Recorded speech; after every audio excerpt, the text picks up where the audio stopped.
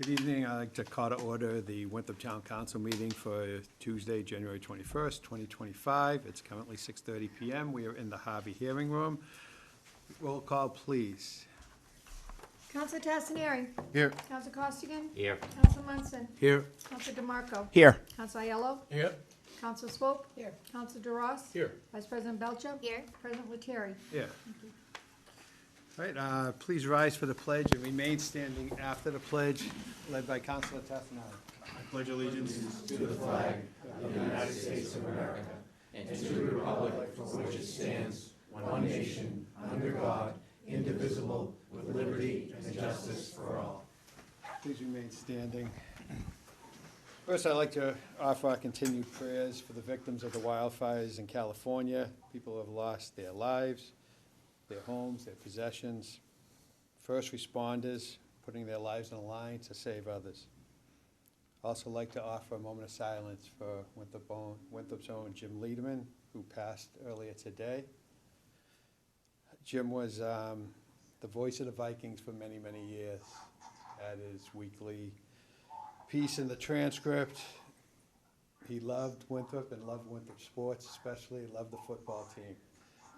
Our prayers go out to his family. Wish them, just send many prayers to the family. Please take a moment.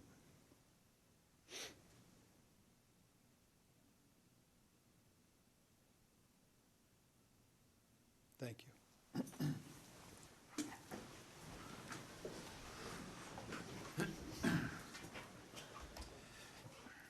Minutes from January 7th, 2025 have been circulated. Is there a motion to approve? Motion to approve. Motion by Council DeMarco, second by Vice President Belcher. Any discussion on the motion?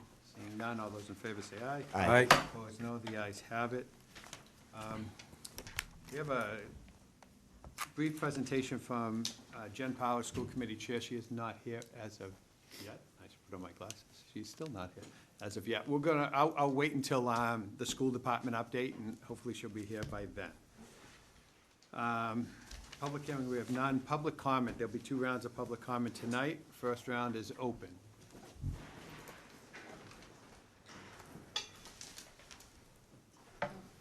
Anyone on, oh, I'm sorry, yes. Karina Campobasso, Precinct 3.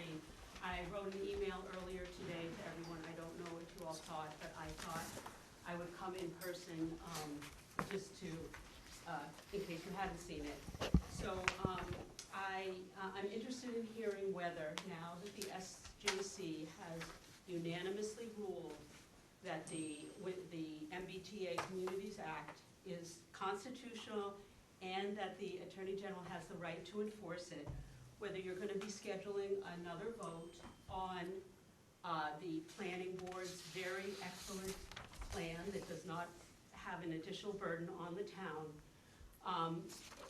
And if you are planning to schedule another vote, which I hope you are, that now you'll all vote in favor of the plan. We can't afford to spend more money fighting something that is going to not only cost us money in legal fees, but also will cost us money in potential grant money. And I mentioned in my email in particular with the Climate Leader Communities Program. Is anyone familiar with that? I included links in my email about that program. I've emailed you about it, Tony, and I don't know if it's something Cheryl is going to look at, but it will save us money if, it's money. It's free money, basically, to make additional efficiency modifications that will save the town money in utility costs, etc. So that's why I'm here, just to say I hope, we've heard a lot of debate, a lot of misinformation also about the effect of the MBTA Communities Act. And I have seen Councilwoman Belcher's, Councilman Munson's, and Councilmember Aiello's very reasoned and thoughtful and factual letters on this issue, and I hope that all of the council members who previously voted against seeing it, now that you have the SJC opinion in front of you, you will vote in favor of it so we can move on from this issue. Do you have Thank a you. copy of that? I'm sorry. I don't have, There's oh, an my email email? sent, thank you. Okay. Oh, I do have There's it. an email sent, it's been in the record, it's in the Okay, record. all right. Thank you. All right, thank I'm you. sorry. Mr. Dowd. Thank you. Jack Dowd, Precinct 1. I did attend the Finance Committee right before this meeting, and I consider their actions under the leadership of Jim Lettieri to be a complete bust. We didn't get one more penny above the 2.5 that we've been getting for the past 10 years that I can see. It might have been before that. We should have got more. It was discussed that the workers are going to be at, 300 more workers are going to be at Deer Island once the Charlestown plant is shut down. 300 more, or up to 300. I'm not sure about the exact number, but it was mentioned at the meeting. It was mentioned that there are 10 trucks, and I don't know what type of trucks. Could be fuel, could be chlorine, it could be anything. And there's gonna be more of those trucks. So we're facing more traffic and trucks than we were in the past 10 years. And yet we did not get a single penny more from them. So that's why I consider, under Jim Lettieri's leadership, that the meeting was a bust. And the whole idea of getting more money is a bust.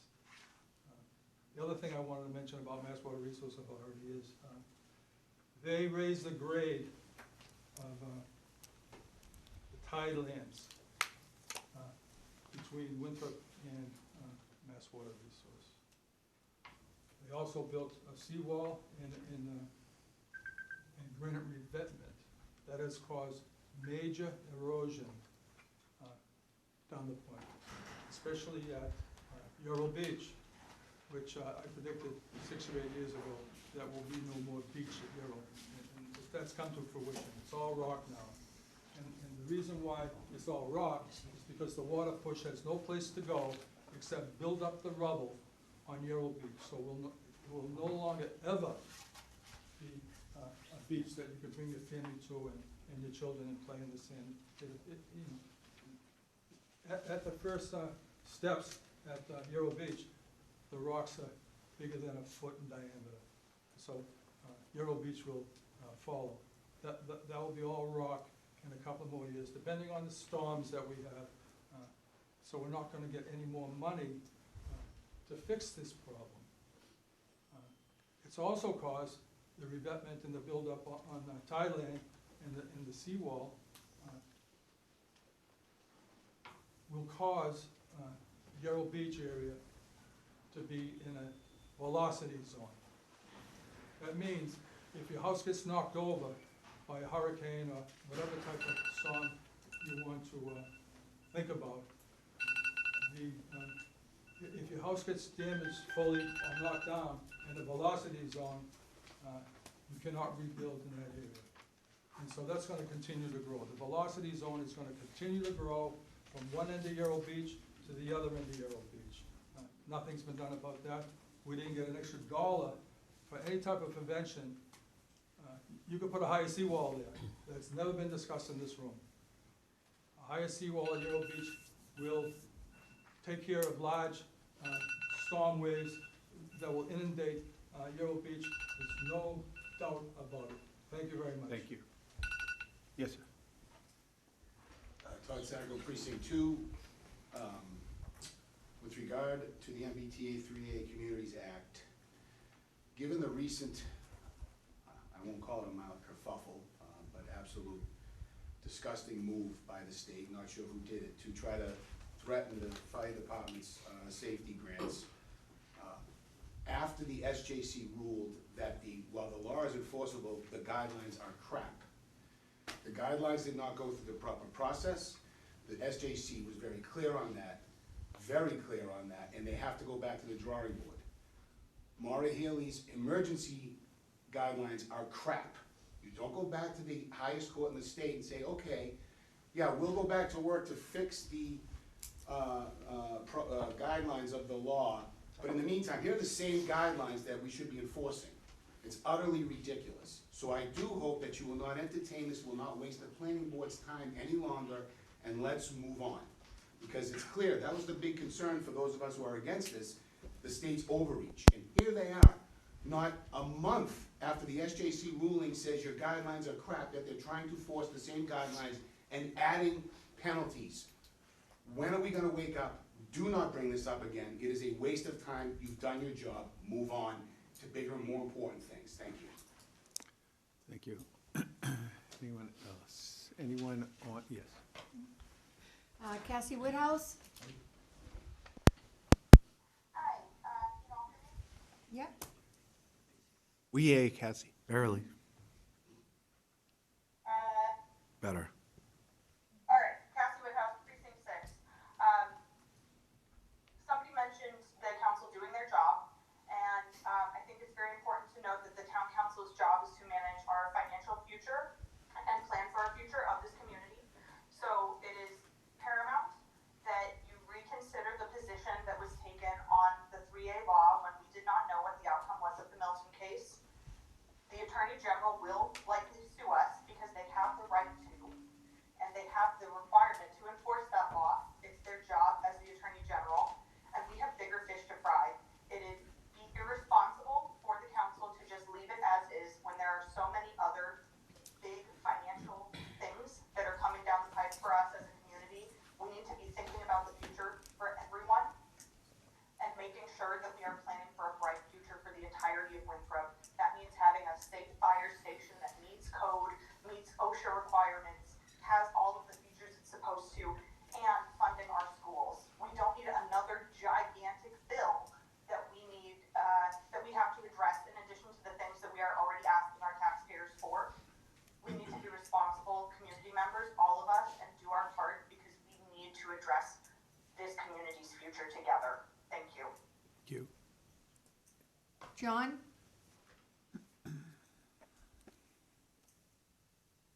John?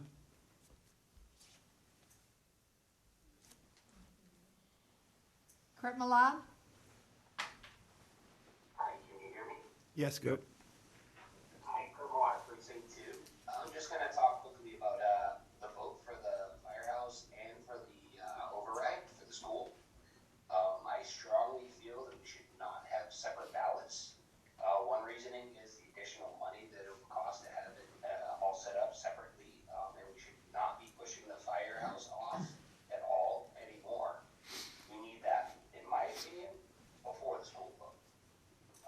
I do feel the school does need some funding, but this latest proposal on different amounts, I think it's gonna be very misleading to the people of the town and the full understanding of it.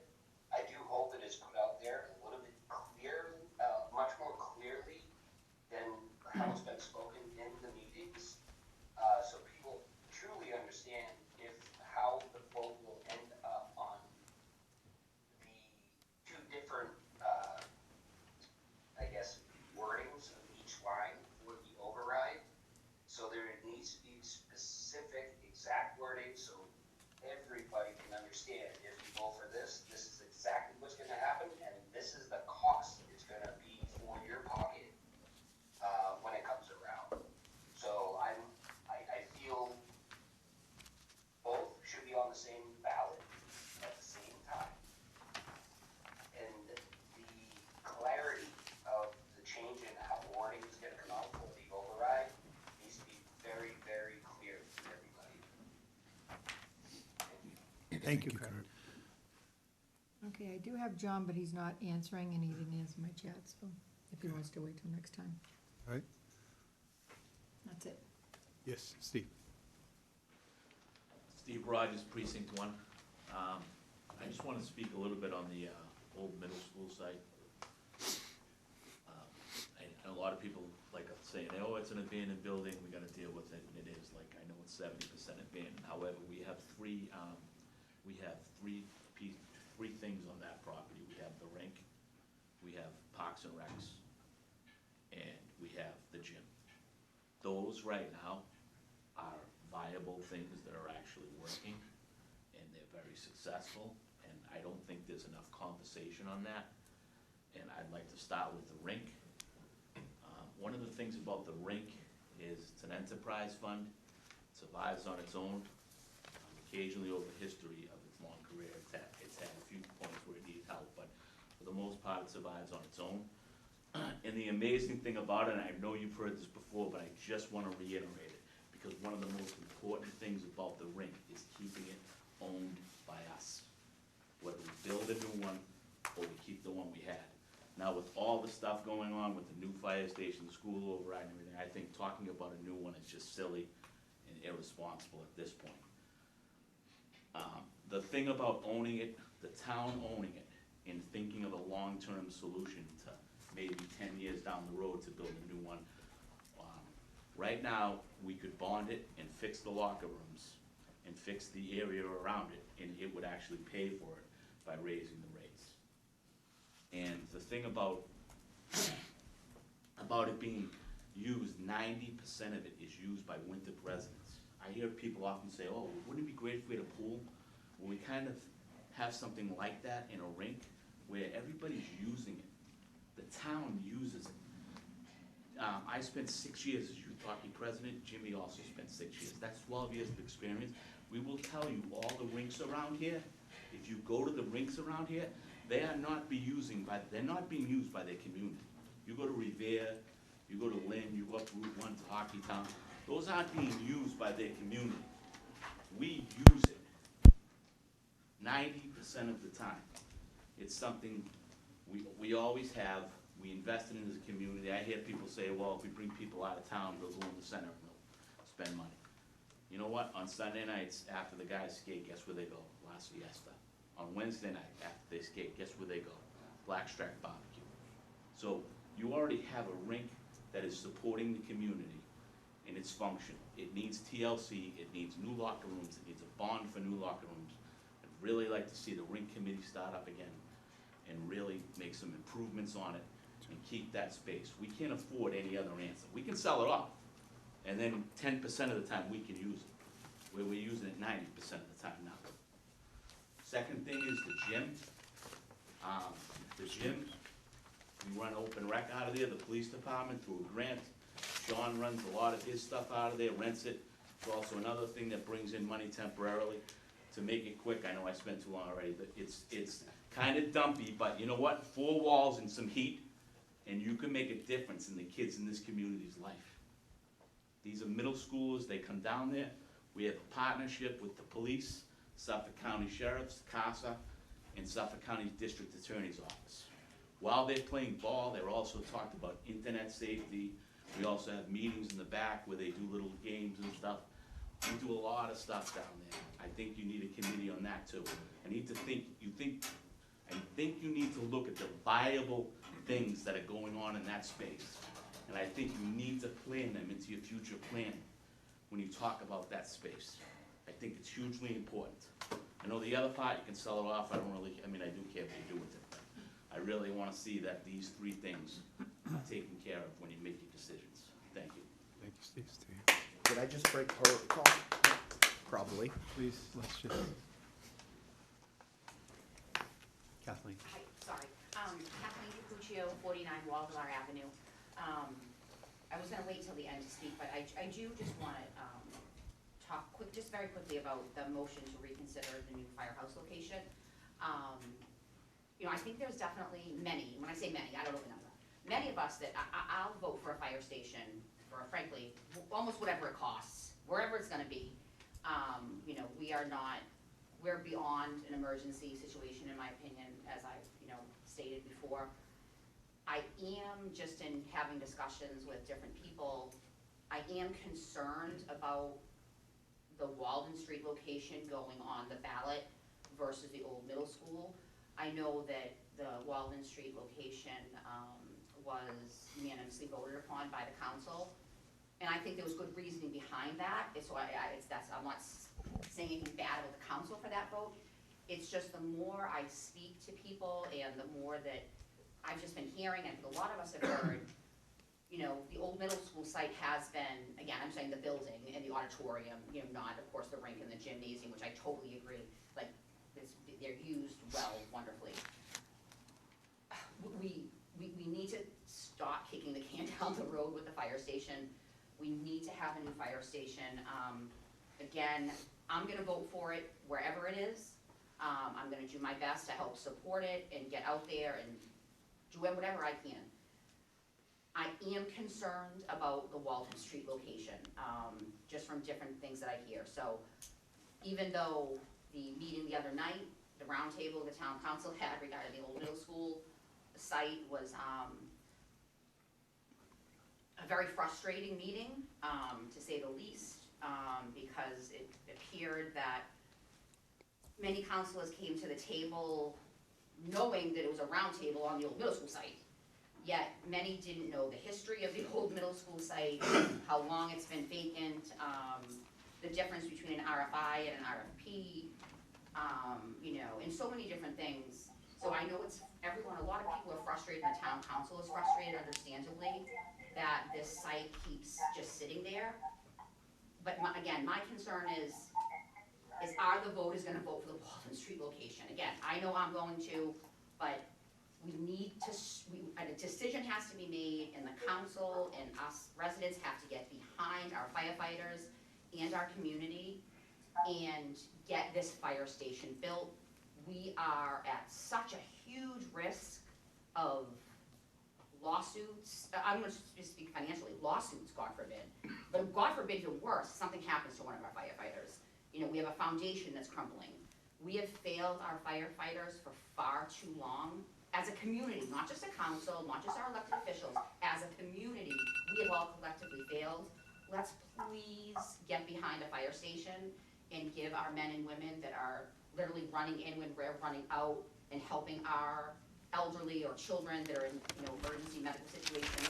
Let's please give them the station they need to help us, please. Thank you. Thank you. Anyone else online? All right. Correspondence, Denise? Okay, we have Karen Chavez. She couldn't be here tonight, but she wants to send kudos to Steve Caller and the entire DPD department, including highway, cemetery, water, sewer, and building maintenance for their job well done, and our recent snowstorm. And she has a question on any further plans on results of Collins Center classification and compensation study. Has Winthrop's healthcare package been compared to the 15 labor market municipalities that we used in the study? Carol Belcher and Donna Segretti Riley would like you to reconsider the 3A vote. And then we got several people about the school override that would like it immediately put on before March if positive, and want to go for the override, and I will put all the names on the record. Thank you. And that's it. Committee reports. Councilor DeRoss, Finance. Thank you, Council President. The Finance Subcommittee met at 5:30 this evening prior to tonight's council meeting, and we discussed 4 items that we will be taking up under old business, and the subcommittee made a positive recommendation on all 4. Thank you.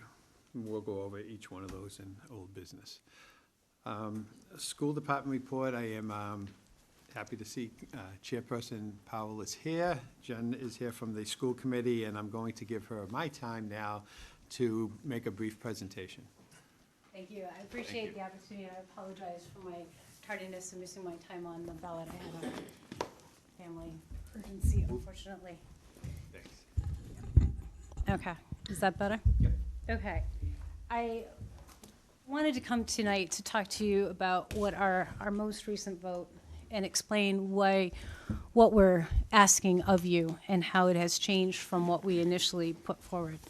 As you know, we are facing a budget shortfall this school year, anticipated to be $3.5 million, and that is just to make level services, to maintain the high level of the high quality of education that we've been able to do, the programs and the staffing and the continued advancements we've been able to make, which you will find out more about when we are going over our MCAS. You can see how some of the programs are actually having a tremendous effect with our students.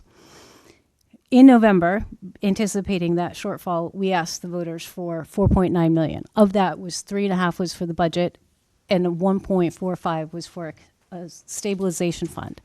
That fund would enable our schools to continue with the level funding in future years. That was rejected. And we have, however, the need remains. The budget is still in shortfall. We are still at risk of needing to make significant cuts. So we came back to the council and we asked, this time separating it out to help the voters to understand exactly what they'll be voting on. We asked for it in two bills. We asked for a 4.9 million and then a tiered approach, which would have been the 3.5 for the school year, plus a smaller stabilization fund. In discussing with elected officials and with election officials and with the town at large, we discovered another option, which we feel is going to be very clear and very transparent and very easy for voters to understand. And that's what we are asking you to vote on now, and that's the language that we're asking to have be put on the ballot. That splits the question out entirely so that you would vote $3.5 million for the school year, this school year, and or the stabilization fund, the 1.45 million. If you vote for both of those together, if the community gives us both of those, then we will have enough money for this budget. We will have enough money for future budgets. We will be able to anticipate what is going to be happening in our schools. We will have, like a stabilization implies, stability in our schools. If voters were to vote for only the stabilization fund and not for the money that we need for the school year, we still would be able to use that stabilization money to help offset the budget so that we would have less of a shortfall, though we would still have a shortfall and still be facing cuts. If they vote the 3.5, but not for the stabilization fund, we will have enough money for this year's budget, but we would anticipate shortfalls in the coming years. And with that, I will open it up. Do you have any questions? That's the Councilor Aiello. Hi. Well, thank you for the presentation, and I think the approach is very sound. I'm delighted that that's what the committee's recommendation is, and I think it'll be easier for people to separate and understand the two issues and perhaps vote for both of them, hopefully. That's what I hope for. One of the things I think is that just talking to people is sort of the idea of the stabilization fund. It's very difficult for sort of the people I talk to sort of understand its need. And I think that I haven't seen one, maybe it already exists, that to develop a couple of basic graphs that show when you vote for item one, it raises a certain amount of money, and its growth is capped by 2.5 effectively over time. And you just got the school department budget for a whole bunch of reasons, which tends to rise more than 2.5%. So you get an erosion of the spending ability of that $3.5 million.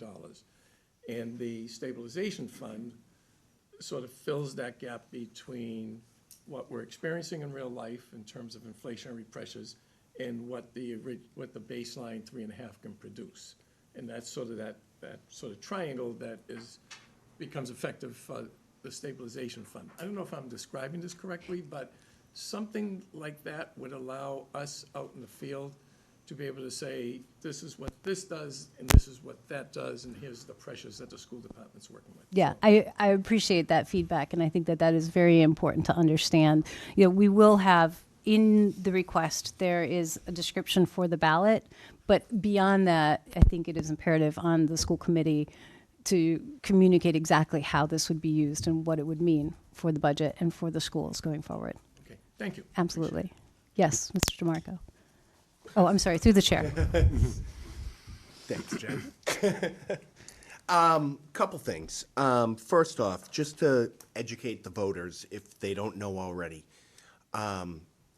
we all want money for the schools, okay? So if you vote for the 4.9, you also have to vote yes for the 3.5. They're changing. That's why Jen is here now to say that they're reconsidering that and given two different options now.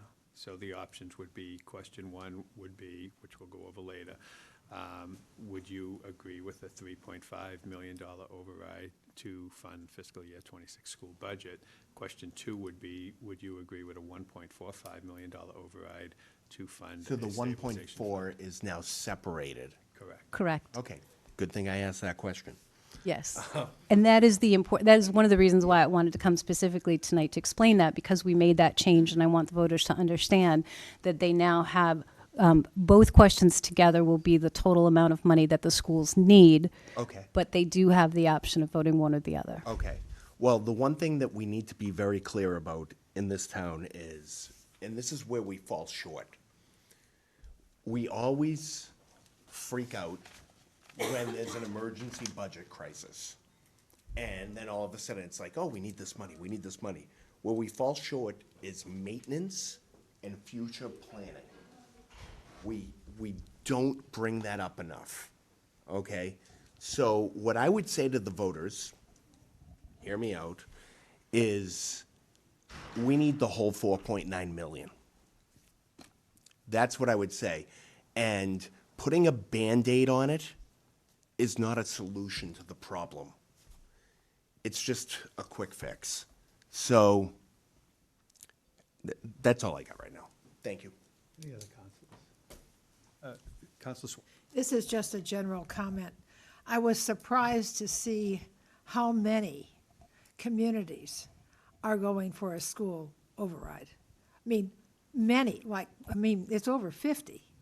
And the reason for that is that, if you go back to Prop 2.5, it just doesn't work. That's the fallout of Prop 2.5, because we can't maintain only 2.5. And some people thought that by placing that in our work, that we could always convince a community if we needed something more, certainly for schools. Brookline faces a $6 million shortfall. We're not quite there yet.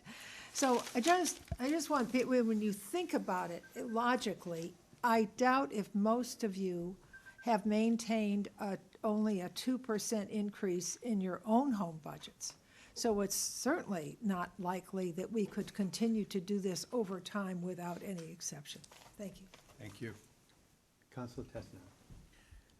Thank you, Chairperson Powell. We appreciate you spending your time here tonight, giving us the presentation of these questions and, preview or the Cliff Notes version of why we need it, basically. I will say I'm voting yes on question 1 and 2 when it comes up. I urge all the other voters in town to do the same thing. Quality education is something that everyone deserves in town. It's really one of the things that maintain our property values in town as well. People aren't looking to purchase single-family homes at the rates that they're listed at in town right now unless you have a strong school system to support that. I'm going to ask, this question now is for the council president, Lettieri. Yeah. When do we need to create a stabilization fund in order to support question 2? The stabilization fund will be created by July 1st. By question 2? No, or it will be before? created regardless. is my Right, point. okay. Yes. So, yeah, that's something I'll support 100% on this council as well. Thank you. Thank you again. Councilor Munson. Thank you. Thank you for coming and giving us a presentation, and I really applaud the clarity in the repositioning of the questions and how it's done. I think it'll make it much easier to understand. I also think that there's basically, just to confirm, there's 4 outcomes. 1, both pass.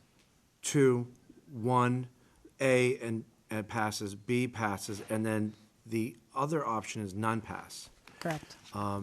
I think that it's important for people to know that if none pass, there is a good likelihood that at least 2 teachers per grade will have to be cut. That means that every classroom will have to go up in some, please correct me if I'm wrong, will go up in the vicinity of like 5 to 7 students more per classroom as a result of both failing. Is that true? We have not given absolute numbers. We don't have absolute numbers to give. We would anticipate that there would be some layoffs and some increases in class sizes because there would be no other way to close that budget gap. I think the thought would be also that, you know, with no additional money coming for the schools, it would be a significant hit to the town as well. Right. Because, you know, the thought would be we can't afford to have ridiculously significant cuts to the school system, so it would have an effect on departments throughout the town. But you're right that they have two options. They could vote for option A, they could vote for option A and B. Question one, they could vote for question 1 and 2, or they could vote for question 2. You know, the need is there, and I'm sure you're gonna be seeing, we're fortunate enough to have 3 school committee members here, including the chair, where obviously the superintendent is here as well. The incredible urgency for this is well aware, I think, to most. So, again, education is key. I just want to voice my support for voting for both, and just to avoid major degradation in the school system, as well as the various departments that would have to lose money just to be able to cover some of that shortfall. So I wish you the best, and I encourage everyone to come vote. Vice President Belcher. Thank you. I just want to commend the school committee on listening to the call for transparency by the voters. It was, the tiered approach I thought was good, but it was clear that people wanted a little more clarity. So I think this does a really great job of meeting that call. I also think there's something really special about a stabilization fund in that my understanding is it's dedicated just for the schools in the way an override is for the first year, but not necessarily after that. Right. That I know was a concern, as the town has made interesting choices budgetarily in the past. So I think that stabilization fund is something that people should really, really consider. I know a little extra money might be tough, but our schools really are the fabric of what our community is, and I think it's very important to preserve them. I also just want to mention that a lot of cities and towns are going for overrides. I was reading up on some like best practices, and it seems like overrides at a regular cadence or something that is considered best practice. Again, similar to what Councilor Swope said, 2.5 was not meant to say you should be able to run your municipality on 2.5%. We see increases in health insurance over 9 or 11% last year, something crazy. So I think we have to deal with this now. This is a bullet hole at this point, but we need to deal with it and deal with it appropriately, and then think forward in a way to avoid giant pitfalls like this. And I think the stabilization fund is a really great way to start that. So I just want to commend you guys on incredible work on this. Thank you. Thank you. Councilor DeMarco. Just a real quick question. Obviously, everybody knows I'm going to vote for anything for the schools, but just a budget question. What is the, in terms of retirement and budget cuts that are going to come from retirements, people moving on? Do we have any structure or knowledge on what that's going to look like to the budget?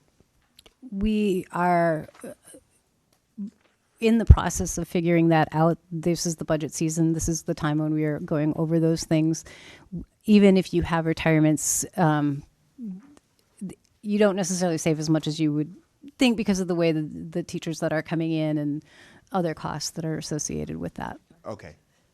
And this is why when you're making projections like the superintendent has done, and you know, an incredible amount of time it takes, you have to make certain projections, and, you know, there are certain things that are gonna affect that. Retirements could be one thing that could affect it, but then something else could come in the other way and affect it. You know, you could have a student that comes in that requires an incredible amount of money to go forward with. So there are all kinds of things. They're making the best projections they can on the information they have available. Councilor DeRoss. Thank you, Jen, for coming before us. Much appreciated. I think your comments just further stress what Superintendent Howard has told us before, including back, Lisa, during our budget process in the spring of last year, and now here we are sitting here the end of January, and we're still in this place. So, first thing I'd like to say is, echoing what Vice President Belcher said, I lived in Melrose for 8 years. We had an override when I owned my home there. And to her point earlier, Lisa's told us, John Massaro has told us that overrides are typical in most communities between 5 and 7 years, every 5 to 7 years. It's been what for us, 15? Yes. 15. 15. So double or triple that time. So 16. no one should be shocked that the schools are in trouble financially. We've dug our own hole. So, as Councilor Tassinari said, I'll be voting yes, and I'll do everything I can to support a yes vote in the town. One thing that I don't think gets framed with this enough is that this isn't a spend, it's an investment. So when you make an investment, what's the first thing you ask yourself, whether you're buying a home or you're making any other kind of investment? Will I get a return on that investment? So Councilor Tassinari nailed the primary reason for that investment. We have students in the schools that need to be prepared to enter a global workforce. Are they getting the kind of education that they need here effectively to do that? There are many different metrics to measure whether or not they're doing that, but I just want to make a comment through the lens of property value. So I'm on Zillow. If you're looking to buy a home in Winthrop, or you're looking to perhaps sell your home in Winthrop, if you've got kids, when you go on Zillow after you see the price of the home, what's the next thing you look at? School. Schools. Winthrop Schools on Zillow. If you haven't checked it out, it's called a Great Schools rating. And Zillow does a nice job. If you hit the information button, it will describe for you what that rating's about, and it rates each individual school. And it rates it on a 1 to 10 scale. Arthur T. Cummings Elementary School, 5 out of 10. Winthrop Middle School, 8 out of 10. Winthrop Senior High School, 6 out of 10. Are we investing enough to get those ratings up? How do we compare to nearby towns where people are thinking about, am I going to live in Winthrop or am I going to live in a nearby residence? How do the schools compare? How do we compare? If you're asking yourself when you're going to the voting booth, why should I vote yes? One of the things you should think about is impact on your property value. If you want to come to Winthrop, it should help you answer the question yes or no, especially if you have children. If you're looking to sell your property in Winthrop, you should be looking here and asking yourself, should those numbers be higher than 5, 8, and 6 out of 10? I think they should. I think we have an opportunity to invest. We're way behind the 8 ball, and we need to do it. And you've got my full support. Thank you. Councilor Costa. Yeah, there's nothing else for me to say, but thank you for your time tonight. I'll be voting for both options as well. I've said all along that the schools are, very important in this town, let alone the children, the kids, and not to leave out the fire department as well. Those are the 2 priorities in this town right now, but fully behind the schools, 4.95. Wish it was 9.95, but maybe if people would consider it that way, compare that to 10 million instead of, 4.95 doesn't seem like that much. But it's well worth it, again, for the valuation of our homes and for the betterment of the children altogether as far as a great education. It's needed. Thank you. Appreciate it. Thank you. Very much appreciate the vote of confidence. We appreciate you coming here, and I'll ask the superintendent if she has anything to add. Just I'll come up, because that's what I'm used to doing. Use my, And congratulations to the superintendent on a new grandchild today. yes, new grandchild, and I have pictures just in case anyone in the audience would like to see them. When we talk about the investment, we talk about it's been 16 years since we've had an override. As somebody who sits in my seat, that's both a blessing and a curse, that we haven't had an override in 16 years. You are correct. All you have to do is Google overrides in communities and see how many communities across the Commonwealth. That number has increased significantly since the pandemic has started to settle down. We received an awful lot of money during the pandemic, and for anyone who's interested in how that money was used in the Winthrop Public Schools, I can assure you we have data that will support that most of it was used for things that were going to last beyond 5 years. Some of it was dictated in terms of how we used it. Facility repairs was a big piece of that. So now here we are faced not having an override for 16 years, and what does that do? That certainly makes the price of the override higher than it normally would be. So if you have an override every 5 to 7 years, you're not typically seeking $4.95 million because you've had an override in short time before that. Having the stabilization fund is that money is utilized to maximize the length that that override vote will last. So without a stabilization account, the override is something that would last a much shorter time, 2, maybe 3 years. Again, there's so much that fluctuates in a school district's budget. Some years are better than others, and as President Lettieri talked about, simply having students move in from other communities that attend a collaborative, on top of all of the unfunded mandates that the state continues to throw our way. Those are all things that we can't predict, and that do cause the budget to fluctuate. And when we talk about a moment in time, $3.5 million in deficit next year is the prediction that we've had since the onset of talking about the necessity of an override to stay whole. 2.5%, Proposition 2.5, that was put in place, I think, when I was a baby. I do recall my father getting a pink slip as a teacher in Swampscott Public Schools way back in the day when 2.5 began. Nothing goes up 2.5%, and certainly the unprecedented times of the last several years, I can't come up with anything that has gone up 2.5%. When you talk about facilities, management of facilities, cost of staffing, and the cost of staffing across the entire world has gone up more than 2.5% in all aspects, not just public education. I'm pretty sure Raytheon has gone up a little bit more than that. So teachers have jobs just like everyone else in the community. Not the same job, maybe not as easy as other jobs, but they do also, they're valued by us, and they do need the same increases that other folks are getting across, the job world. So when we talk about what could be at loss, what's going to be at loss is $3.5 million worth of services. And services are people, services are teachers, services are teachers' salaries. Those will be lost. When you have a budget that, if you take out the benefit portion of the budget, is about 85% salary, and the rest is expenses, it's a very small expense account in a $40 million budget, when of that $40 million, $5 million is school district expenses, and another 10, close to 10, is benefits, liability insurance, et cetera. So $3.5 million in cuts, there are many things we can't cut. We can't cut the electric bill. We can't cut the healthcare bill. We cannot cut unemployment bills, insurance bills. We cannot cut the cost of Xerox. What we can cut is bodies and teachers, and the direct effect of cutting teachers is an increase in class size. I don't know if people have been paying attention to education over the past 5 years, but the students we have now are not the students that we had 5 years ago. I know that because I live this life every day.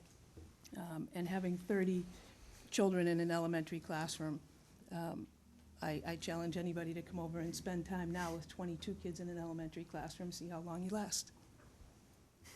So I would like people to look at the whole picture and not perseverate or focus in on one aspect of it. We didn't ask for a trophy for not having to have an override in 15 years. We don't expect a trophy, but what we do expect is people to educate themselves and listen to us as we try to educate you. It's an investment in your future. We have the future nurses, doctors, lawyers, community DPW workers. That's the future. And now that I'm aging and I'm a grandmother, I'm beginning to see that and the need to make sure that when somebody needs to take care of me, they were provided with solid education. So I hope that's helpful to people. We are open for any questions on any day. People know where they can find me. And the Override Committee is going to continue to work to educate the community. Thank you very much. I appreciate both your times, as well as other committee members in the back. It is, you hit the nail right on the head, and Councilor DeRoss hit the nail on the head, that this is an investment. It's an investment in all of our futures. People say there's 19,000 people in the community, 2,000 kids in the school system, but those 2,000 kids have an effect on every one of those 19,000 people.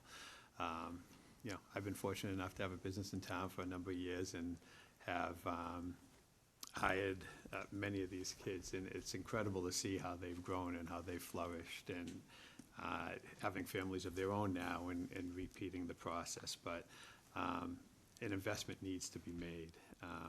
16 years is a long time, and it's just not, that doesn't mean we deserve an override because it's been 16 years. It's just part of the reasoning for it. And again, to think that there's not many things that have gone up in the last year. Forget about the last 16 years, but when you compound that, the cost of education is so much different. People, my age will say, wow, we had 30 kids in the classroom when we were young. It's totally different. Education is just totally different. The mandates are different. The demographics are different. The requirements that the school system has to put out are so different. This is an investment for our future. Yes, based on $1 million override, it's about $189 a million, just so people understand the cost of that. So $1.5 million is roughly $285. A $3.5 million is roughly $672 a year. For a single-family home? And based on the average family home of $689,000, and I don't like when people do this, but I'll do it just for comparison, just to let people know it's, the $3.5 million is $50 a month in your taxes, and it's a lot of money to many people. But again, it's an investment. People think of their 401ks as an investment. You think of trying to go on vacation a year, you have to put money aside. This is just an investment in your community. Again, the future of our nation depends on its youth. It's been on the Arthur T. Cummings School. It was on the Willis School before that, and it's such a true statement. So I encourage people to get involved. I encourage people to support our schools and support our town by doing so. And again, thank you both very much for being here. Thank you. Congratulations. I just would like to add that per the vote of the school committee that we had asked, and I know that you are working as quickly as you can to get this on the ballot, but I do want to stress the urgency to get this on the ballot as soon as possible. And we had also requested, if possible, to have this be on its own ballot so that the voters can consider it on its own merit. Thank you. Ms. Howard is abundantly available to anybody who has questions. I am as well, and as well as the other school committee members. We are committed to making sure that everybody knows and understands the need that we have. Thank you. Thank you so once much. again. Thank you. Town manager report. Thank you, Mr. Council President. Obviously, town manager was included in with the agenda. A couple of things I just wanted to add to that.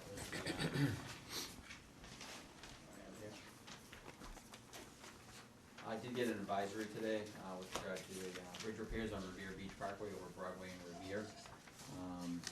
These are expected to begin in early January and completed in the spring of now.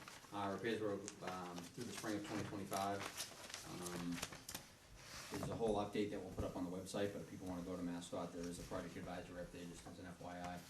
In fact, looks like this work is obviously going to go through for the next 2 or 3 months, so I just wanted to update everybody on that. What wall was that? Sorry? What's that? What wall was The it? bridge carrying Revere Beach Parkway over Broadway. Okay.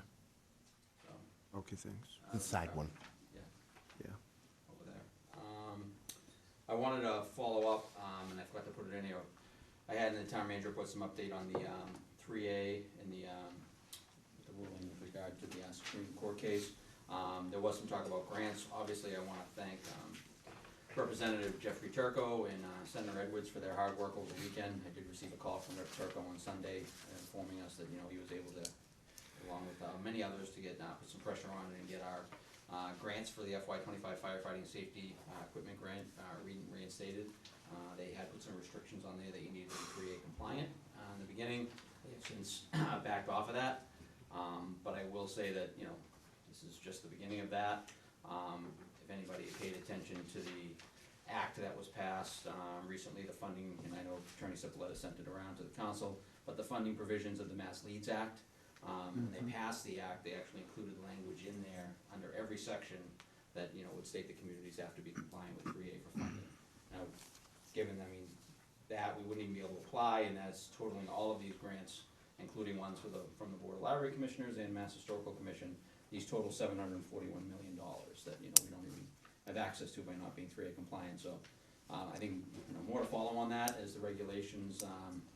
They have opened up the public comment period and promulgate new regulations, but there's certainly a lot going on there, and something certainly for the council to consider. So with that, I'm certainly open to any questions. Just, if you could just hit on 2 points, on the ADUs, as far as the work that's gonna be done now by the planning board and Attorney Civiletta to address that, and just on the Supreme Court ruling, how it affected the vote we took in December and what the next steps would be in terms of what the state is requesting. Sure. The second part of that question, I mean, obviously the council voted on a plan that came from the planning board based on the guidelines. As was stated earlier, and it's true, those guidelines are no longer valid. They said they didn't create them correctly, and now they have to promulgate regulations. You know, that'll be a quick process. You know, they'll have a public comment period. They extended so we have until February 13th to submit an updated action letter, which basically we had to do in the beginning back in 2022, 23, which allowed us to say what the intentions of the town was with regard to the planning board and creating a plan and, you know, when we anticipated approval. We'll have to update that letter. We now have until July 14th to approve a plan, based on what we anticipate will be the regulations coming out, and I would guess early spring. I would think by March or April, those will probably be done. We haven't seen from EOHLC, we haven't seen the new rules with regard to public comment and when that will happen, but that will happen. They'll promulgate regs. My anticipation is they'll be very similar to the guidelines, you know, but they may look to add more teeth with regard to grants, I would guess, given the ruling, so we'll see what happens with that. The first part of your question with regard to the ADUs, Attorney Civiletta will be at your next meeting to bring in the draft compliant, you know, ordinance that we're gonna propose. At that point, you know, the council would have to send it down to the planning board for review and then have it come back for a vote. But, you know, certainly talk about the impacts of that and things we're fighting. I did attend the public comment along with, you know, some Winthrop residents and others. And we sent in written comments, but we also spoke at the public comment hearing, public comment period rather, and we, you know, stressed, one of the big things I stressed was parking, like we just, you know, the ADUs and the impact on parking and, you know, the fact that it should just be restricted to single-family homes and things like that. So we wanna make sure that that gets stressed and hopefully it's adopted into the regulations, which the EOHLC will put out shortly, but, you know, we'll go from there. And on the guidelines, where I'm assuming asking during the comment period, I'm assuming we're asking our state representatives to look at the possibility of enacting some sort of density claim within the guidelines. With the, with the 3-year regulations, absolutely. I've stated that from the beginning. I think that's, you know, we wanna, you know, change the rules, right? Change the law, change the rules, trying to get that density exemption similar to what's in 40B into the new regulations. We're certainly gonna ask for it, give them, you know, prepared language, ready to push, and ask certainly Senator Edwards and Rep. Turco to back that as well. Councilor Swope. First of all, thank you for your work on the ADUs. And I understand Kathleen was there too, and that was very helpful. And so thank you so much for going. And also I read your comments. I think they're right on. I think more review might be a little bit necessary on that. I haven't read them thoroughly, but anything that restricts the ADUs for overtaking us, that would be helpful. I do have some comments about what you said about 3A. The emergency regulations have not been approved by the Secretary of State, and they're not even official yet. So, given that it's such a highly charged topic, I think it's better that it not be just presented as a town manager's report. I think it's a very hot topic for everybody in this room. So I think we need to pull that out and think about that, you know, maybe just separately. The emergency regulations, if they're eventually approved, are not stricken by legal challenges, which I think they could be. There's really no clear emergency that I see. I see building all over the place. So I don't know what this emergency is really all about. After 3 months, they will expire, and then we'll have to start all over again because it's only 3 months that these emergency takes place. And for context, the EOHLC failed to timely file the documentation that would give evidence of an emergency, since they didn't make the guideline to gain approval by the Secretary of State prior to announcing the emergency guidelines. And to date, none have been produced. So far, we don't have anything in writing. If you go try to find those emergency guidelines, I don't think you're gonna be able to find them. The zoning act prohibits bringing the same rejection, right, the plan that we had before, again, to the floor for 2 years unless it's substantially different. So, developed and approved by the planning board. So if we go back to the planning board, then the plan should be different than what they presented. And I don't think there's a time or reason for this. And we have an active exemption case. I mean, that's an exciting possibility. I don't know why it doesn't get a lot of press among us, but maybe there's a good reason for that. The individuals in this room, I mean, Jeff Turco has already filed that he wants to try to get rid of this law, and he's our representative, so accolades to him for that. And I think that's in recognition for what's best for us and what's going to keep us safe. So I'm excited about that. And if, I think that supports the vote that we already took. Thank you very much. Councilor DeMarco. Real quick. Excuse me, did you want to respond? Oh, okay. No, Councilor DeMarco. I apologize. Real quick, this is actually 2 points, piggybacking off Councilor DeRoss. You know, with the school ratings, 5, 6, 8, whatever, obviously we want to spend whatever money we can to improve those ratings. I just want to say that as somebody who has an 11 and 14-year-old in the school system, our teachers are absolutely incredible. Like, they are amazing. And I have never had a bad teacher for either of my kids. So I just wanted to get that out there, that I love the ATC. I love the Fort Bank School, not the Loop. I love the middle school. I love the high school. I think the teachers do a phenomenal job, and I don't think that rating is applicative to them, whatever they do.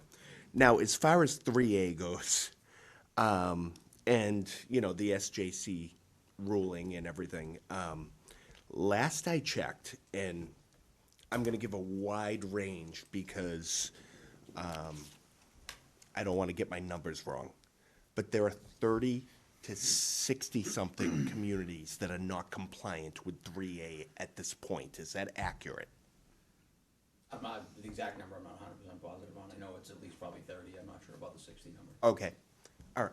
They can't sue us all. Are they going to sue us all? Yes. Like, Do you have any pertinent questions on the town manager's report specifically? I just asked the question.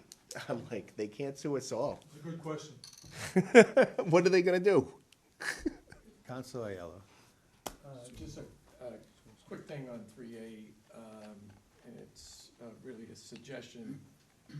You know, I think unfortunately, we did not listen to the voice of Vice President Belcher through the entire process last year, where she suggested waiting for the courts to rule, so we understood exactly where we stood.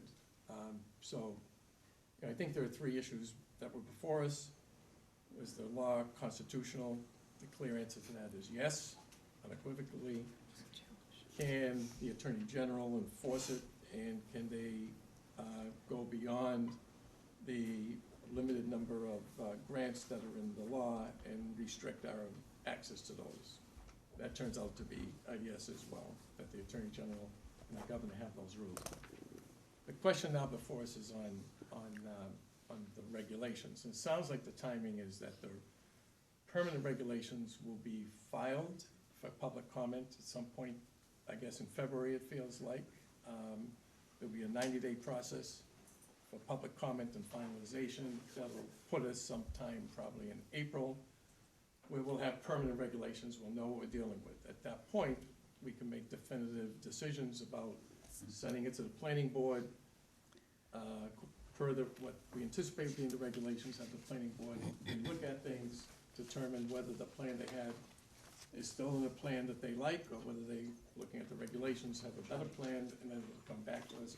But then we'll be dealing with the facts, right? So I think speculating about what the regulations may or may not say, and speculating about what's illegal, I learned from Hannah Belcher, let's just wait for the facts to come in and then deal with the facts as they emerge in the spring. I wish we had passed your motion to do just that back in December, and we'll go from there. Any questions on the report? Question, yes, Councilor Costa. I have comments. As a Question. question. You want a question? That's what this is for, yes. Okay, so, well, regarding 3A, with regards to 3A, town council, I should say town manager, seems to be a movement here to, since the state has come back with their proposal, or their, at least their emergency injunction here, that this town council is ready to lay down. To Councilor Swope's comments, there's still an active exemption case here, and I want to thank Representative Turco for filing 3 bills to support that exemption. I'm somewhat surprised that the exemption wasn't front and center, as opposed to just saying that we need the money, let's go ahead. This town is unique. How many times do we have to say it? We should be exempt, period.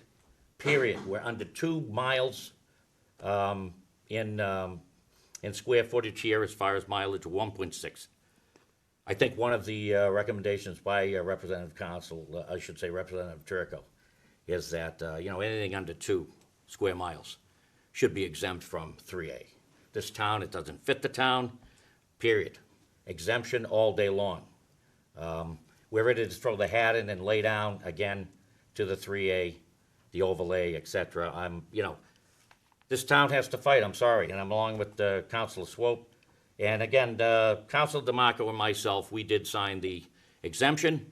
I'm proud to do that. I stand with the no on 3A and the exemption wholeheartedly. And again, just because they ruled on what they did just a couple of weeks ago, doesn't mean we lay down in this town.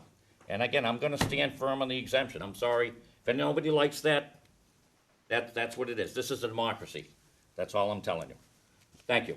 Question for the town manager. Councilor Chestnut. Mr. Manager, do we have an update on the Pauline Street fire station, HVAC, and the flooring? We're putting on the RFP, we're still waiting for the bids to come back in, so. Not yet, we will. And then the other one was the financial impact study. We We got, haven't got that back in yet, no. we haven't got the RFP back in for that yet either. The response is back in for that? Okay.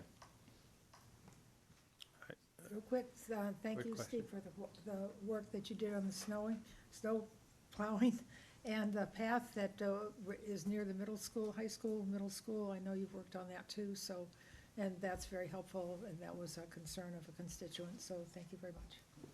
Yeah, I do think the handling from the DPW was incredible. The pre-treatment was fantastic. A little different than in the past, I think. It just seemed to be a lot more pre-treatment, and again, applaud to you and your crew for that. Councilor DeRoss. Thank you, Council President. Just very quickly, dovetailing on the suggestion that Councilor Aiello had for Jen and for Lisa.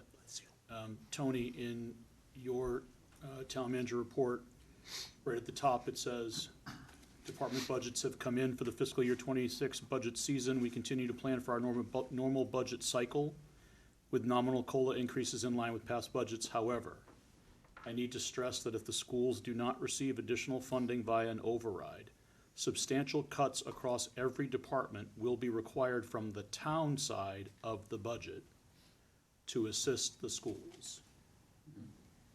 So my question and suggestion would be similar to what Councilor Aiello suggested about, I think you were maybe alluding to a one-pager of some kind, something that kind of describes what the schools intend to do with the money if the override passes. I would also make a recommendation that maybe you and Lisa and Jen work together on the converse side.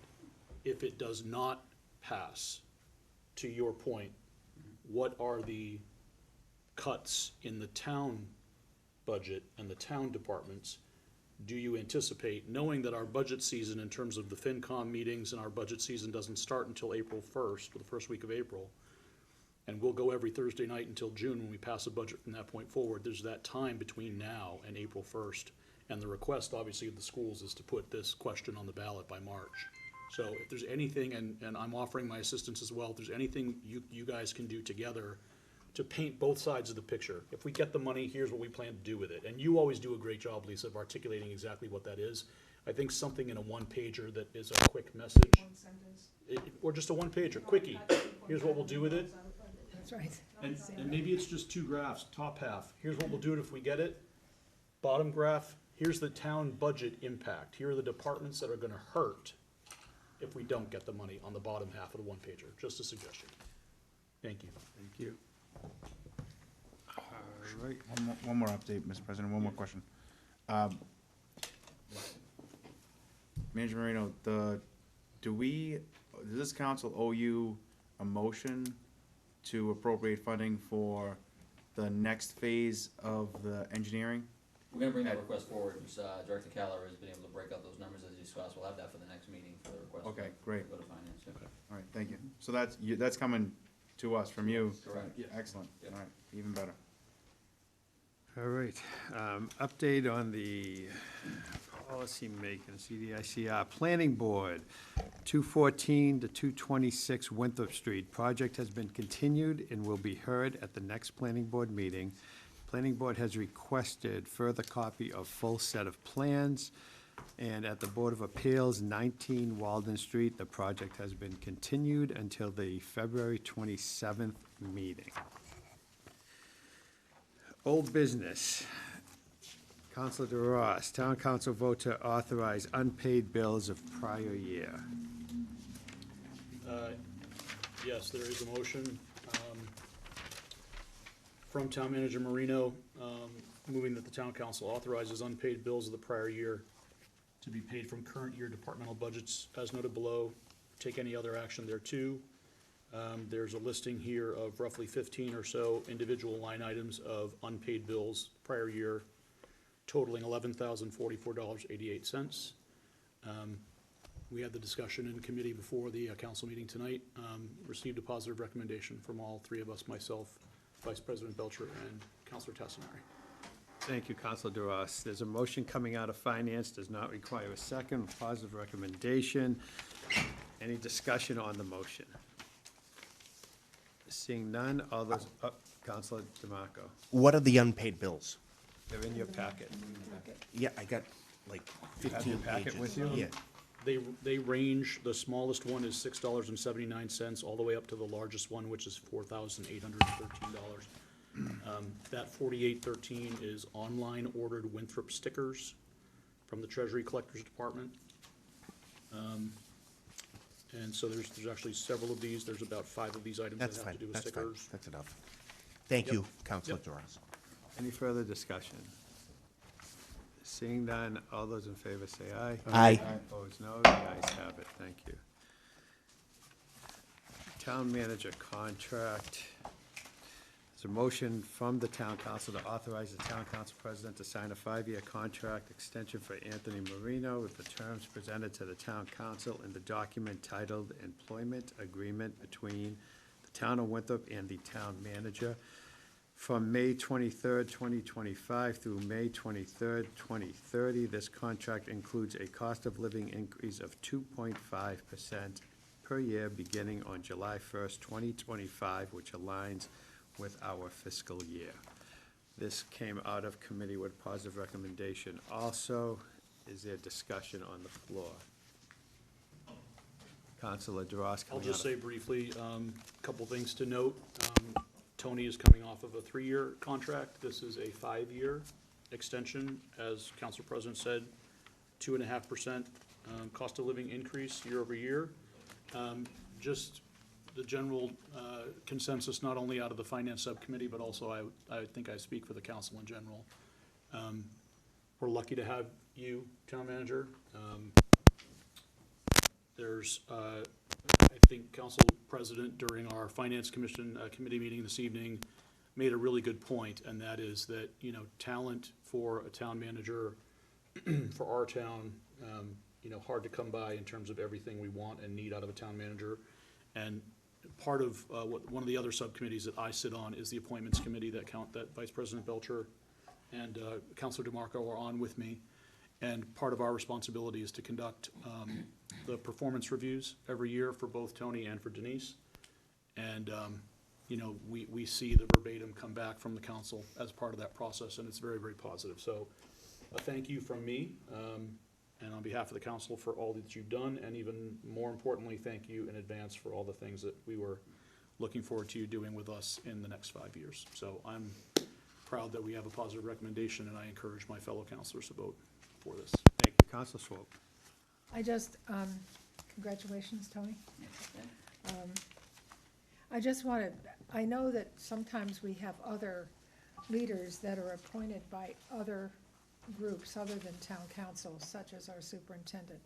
And I do urge the school committee to consider her salary or his salary, as the case might be, when considering the other leaders in the field, other leaders in Winthrop, such as the town managers. Counselor Aiello? Just to say publicly, deep thanks for everything you do for this town. I have not been involved in this town for the years that others have been, but for a good 10 years, and interfaced with the town manager's office, with multiple town managers there. And I've got to tell you, you're a pleasure to work with. You are more responsive with limited staff than any other town manager I've had to deal with in the past. I think your judgment is always right on, and you have the patience to explain things to dummies like me who don't understand a lot of the way the municipal systems work. So thank you, and delighted that you've agreed to stay with us. It's a good, portends well for the future of the town, so thank you. Thank you. Counselor Munson.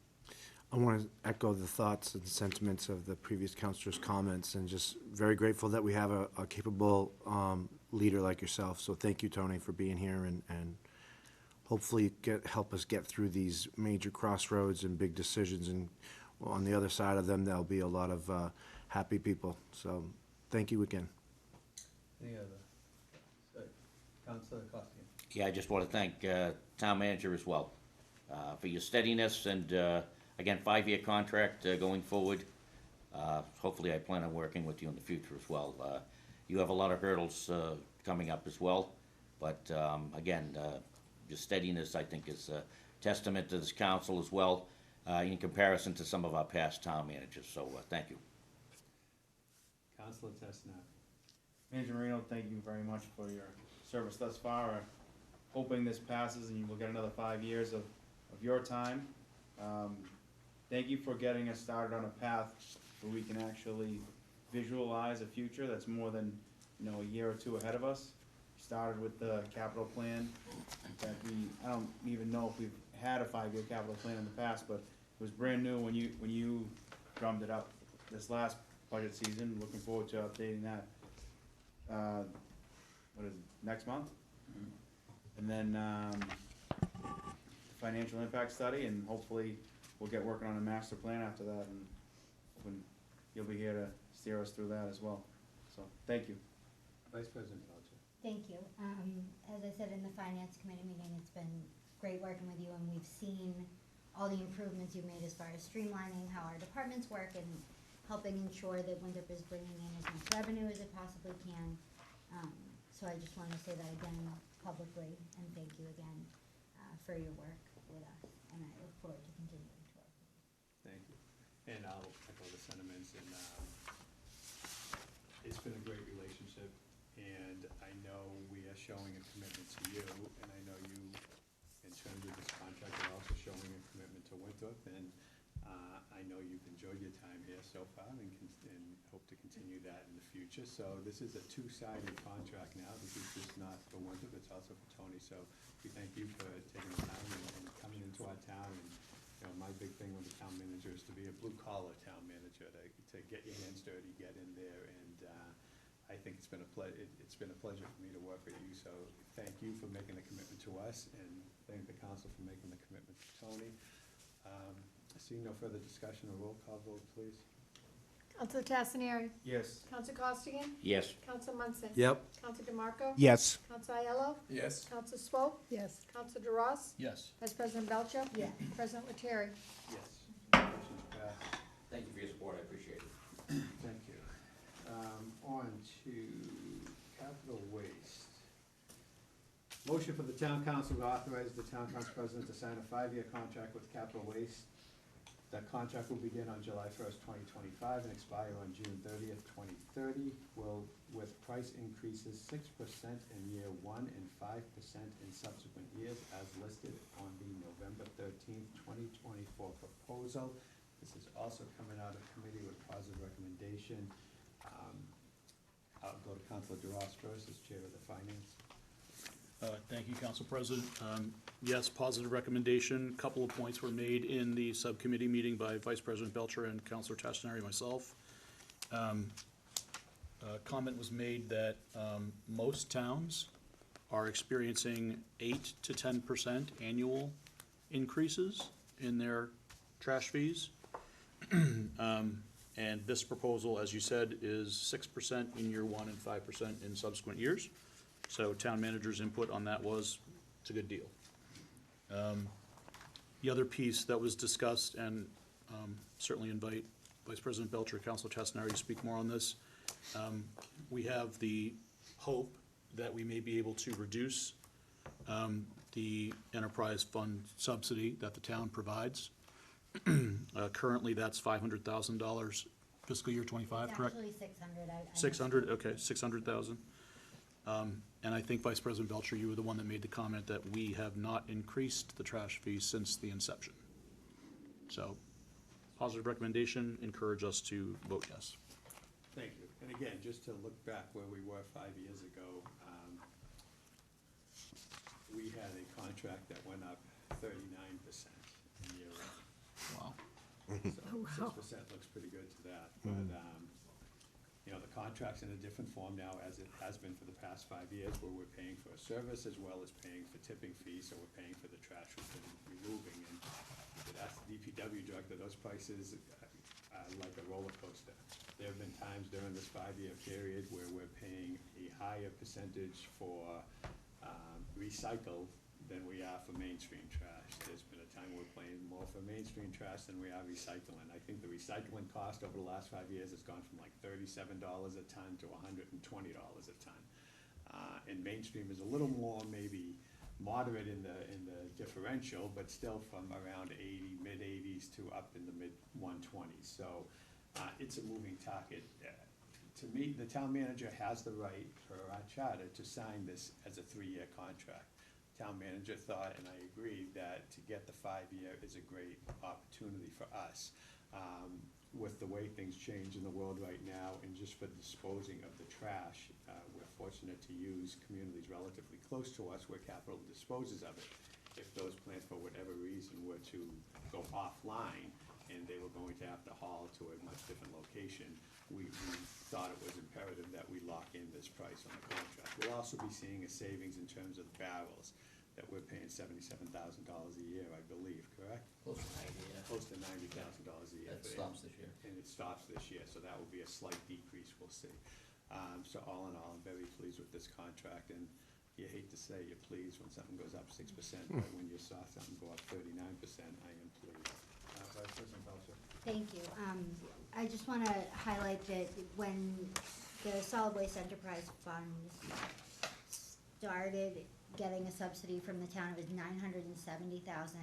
Then it went down to $600K, and we're hoping to see that decrease.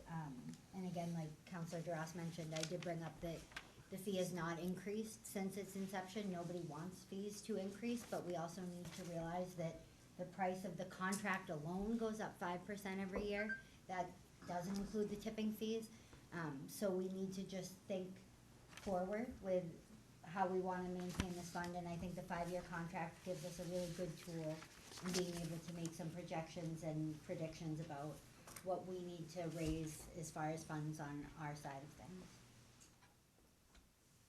Councilor Swan. Tony, just a real quick question. Did you recommend any improvements that they could make in their processing or their picking up of trash during your negotiations?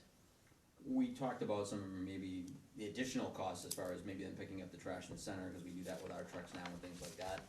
Overall, while we get a few complaints here and there, we've been overall pretty happy with the thing, once people understand the need to keep the lids closed and the Board of Health regulations and you know, the overthrow bags, there's an education process that goes along with that, but we didn't, I mean, as far as the pickup goes, we don't get too many complaints, so we didn't hit that too much. Okay, and just the orange bags? Okay, Cumberland, I know where they are now, Cumberland Farms, and you keep them. Yes, So- and we have them up at the treasure collector's office as well. Yeah. Just make sure that that gets reinforced again, because sometimes I've been like to Ace Hardware and they don't, so, okay, thank you. They did in the beginning, they don't anymore. I know, they don't. And I'd just like to thank, obviously, Director Caller and, you know, Wendy Page, their work through on this trash contract and the services we provide has been, and, you know, instrumental.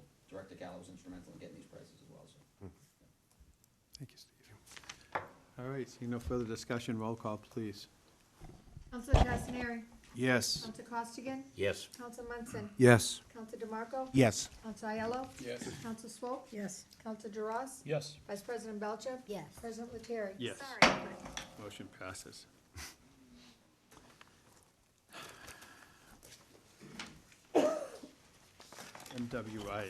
MWRA contract, motion for the town council to authorize town council president to sign the first amendment to the memorandum of agreement with the town of Winthrop, extending the current terms with the maximum inflation rate of 2.5% for 10 years through fiscal year 2035. This agreement was voted on and approved by the MWRA board on December 11th, 2024. Councilor Duras. Thank you, Council President. During the Finance Subcommittee meeting this evening, I read into the record the three-page letter that was written by the Executive Director of the MWRA, Fred Lasky, to the Board of Directors. And if the council will indulge me, I will repeat that now, and it'll take me about 3 minutes. I know in my precinct, I know in Vice President Belcher's precinct 3 as well, and I'm sure in several other precincts in the town, we get a lot of questions from folks. What exactly is our agreement with MWRA? Why do they pay us mitigation fees? And I think Fred Lasky does a great job summarizing that. So if you'll indulge me, give me 3 or 4 minutes. In his letter, Fred Lasky gives this background. When construction began on the $3.8 billion Boston Harbor project at Deer Island and the Four River Shipyard, the bulk of the impacts fell mainly on 2 communities, Quincy and Winthrop. In 1988, MWRA developed a mitigation agreement with the town of Winthrop for the amelioration of direct construction impacts of the Deer Island facilities. In addition to monetary provisions, this agreement also contained extensive environmental and safety mitigation for noise, odor control, traffic, and fire and police services.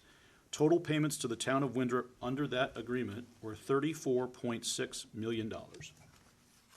Once major construction of the Deer Island plant was completed, MWRA entered into a successor agreement with the town of Winthrop for the period of fiscal year 2000 to 2005 to mitigate the impacts of the last construction packages associated with the Boston Harbor project and the operational impacts of such a large facility, including fire and police response and traffic.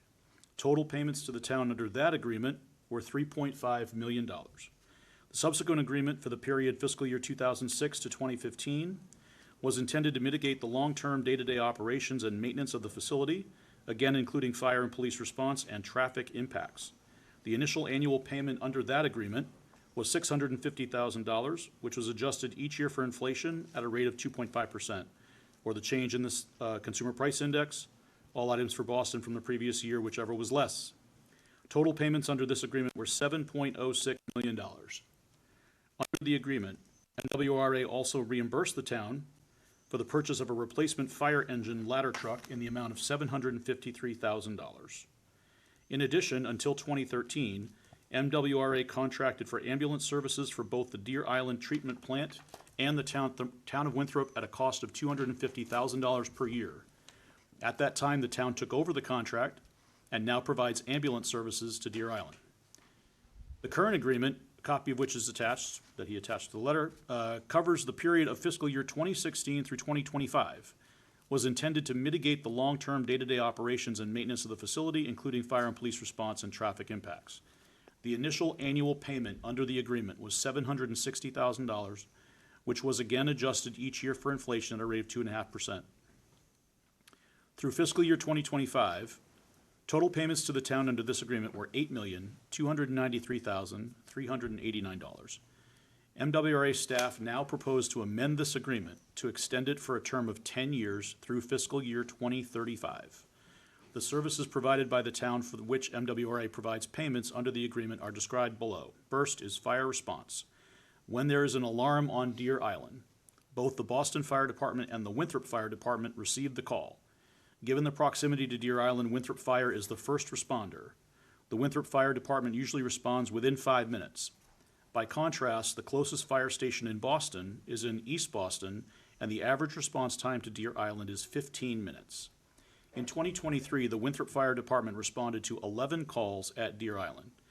It is in MWRA's best interest that the Winthrop Fire Department continue to provide fire protection and emergency response services for the Deer Island facilities and the MWRA staff working there. Due to the large industrial nature of the facilities and the chemicals and processes used at the plant, MWRA has spent a significant amount of time and effort to provide hazmat and specialty response training to both the Winthrop and Boston fire departments. All agreements with the town have included payments to Winthrop for providing fire protection and emergency response and for maintaining the preparedness to do so. Traffic mitigation. During plant construction, much of the building materials and construction personnel were brought to Deer Island over the water. However, with the completion of the plant, the ferry system was decommissioned.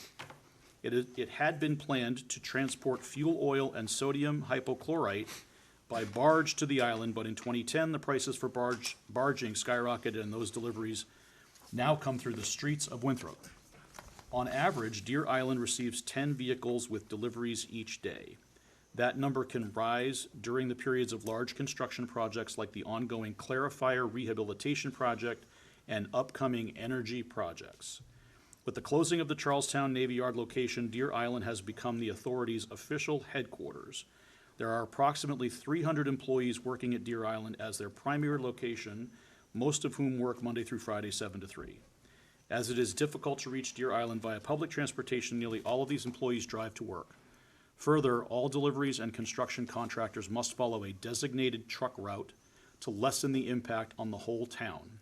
Even so, the streets along the route are mostly narrow residential streets, and these large vehicles often have trouble making sharp turns en route to the plant. Part of the treatment plant has now been in service for over 30 years. Significant capital work is ongoing and will continue to maintain, repair, and replace equipment and systems as they age. It is unlikely that traffic will be reduced over the next 5 years. Police protections. The state police have jurisdictional authority over property of MWRA and also respond to calls for assistance for public safety services from any other police force in the Commonwealth. However, given the proximity of Deer Island to Winthrop, it is in MWRA's best interest to maintain an agreement with Winthrop to provide supplemental police protection services at Deer Island. In addition to the plant, the Winthrop police are often the first responders for issues within the public access area. The Winthrop police also provide escorts for all fuel deliveries through the town. Payment schedule. Staff propose amending the existing agreement with the following payment schedule, as it said in the motion. 2026 will begin with a payment of $934,576. Will increase up till 2035, when we'll have a total of $1,167,158. And the maximum inflation factor for each year is 2.5%. The payment of $911,781 made by MWRA to the town of Winthrop for fiscal year 25 will be adjusted for inflation beginning in 2026 at 2.5%, or the change from the previous year as published in the Consumer Price Index, all items for Boston, whichever is less. Finally, budget fiscal impacts. Funding for this extension to the memorandum of agreement will be included in the fiscal year 2026 current expense budget and would be included in subsequent budgets through fiscal year 2035. Thank you for indulging me on that. I just thought it would be helpful to read that letter because I think he did a really nice job of summarizing the history there so that we've got a record of this if anyone needs a refresher. And again, this came out of positive recommendation. A couple of things quickly that were discussed in committee. Would be nice to have seen, the 2.5 inflation cap not be there, but it is. And we just basically asked, Councilor Tassinari and Council President Lettieri, as well as Town Manager Marino, who were there doing the negotiations, are you confident that this is the best deal that we can get? And they all said, yes, we are. So with that, positive recommendation came out of committee. Thank you. Thank you. All right. Discussion, Council Swope. I have a couple comments to say about this, and then I'll be quiet for a while. Before the town council makes a final decision on the MWRA contract, I would like the negotiating committee to consider the following issues. Overall, due to the location of the facility and the MWRA's need to continually transport dangerous chemicals through Winthrop's residential neighborhoods, Winthrop is at risk, even though I believe the MWRA works to mitigate such a risk. Having said that, I believe that we may be due more financial support than in the last contract for the following reasons. The risks, one, the risks are inherent in over 750 incoming loads of toxic chemicals a year that travel our roads. This means, as they leave, 1,500 trips. These chemicals include, in case you didn't know, hydrogen peroxide. You need to isolate a spill of hydrogen peroxide at least for 50 meters. If a tank truck is involved in a fire, mitigation requires isolation for a half mile in all directions. We may need to consider evacuation. Ferric chloride, toxic. Inhalation, ingestion, or contact may cause severe injury, burns, or death. If a tank truck is involved in a fire, mitigation requires isolation for a half mile in all directions. 3, sodium bisulfate. Spill or leak, you need to prevent entry into waterways, sewers, basements, or confined areas. Eliminate all ignition sources from immediate area. In case of contact with the substance, immediately flush the skin or eyes with running water for at least 20 minutes, and respiratory systems can be affected. Sodium hydrochloride. It causes burns. Vapor can be extremely hazardous.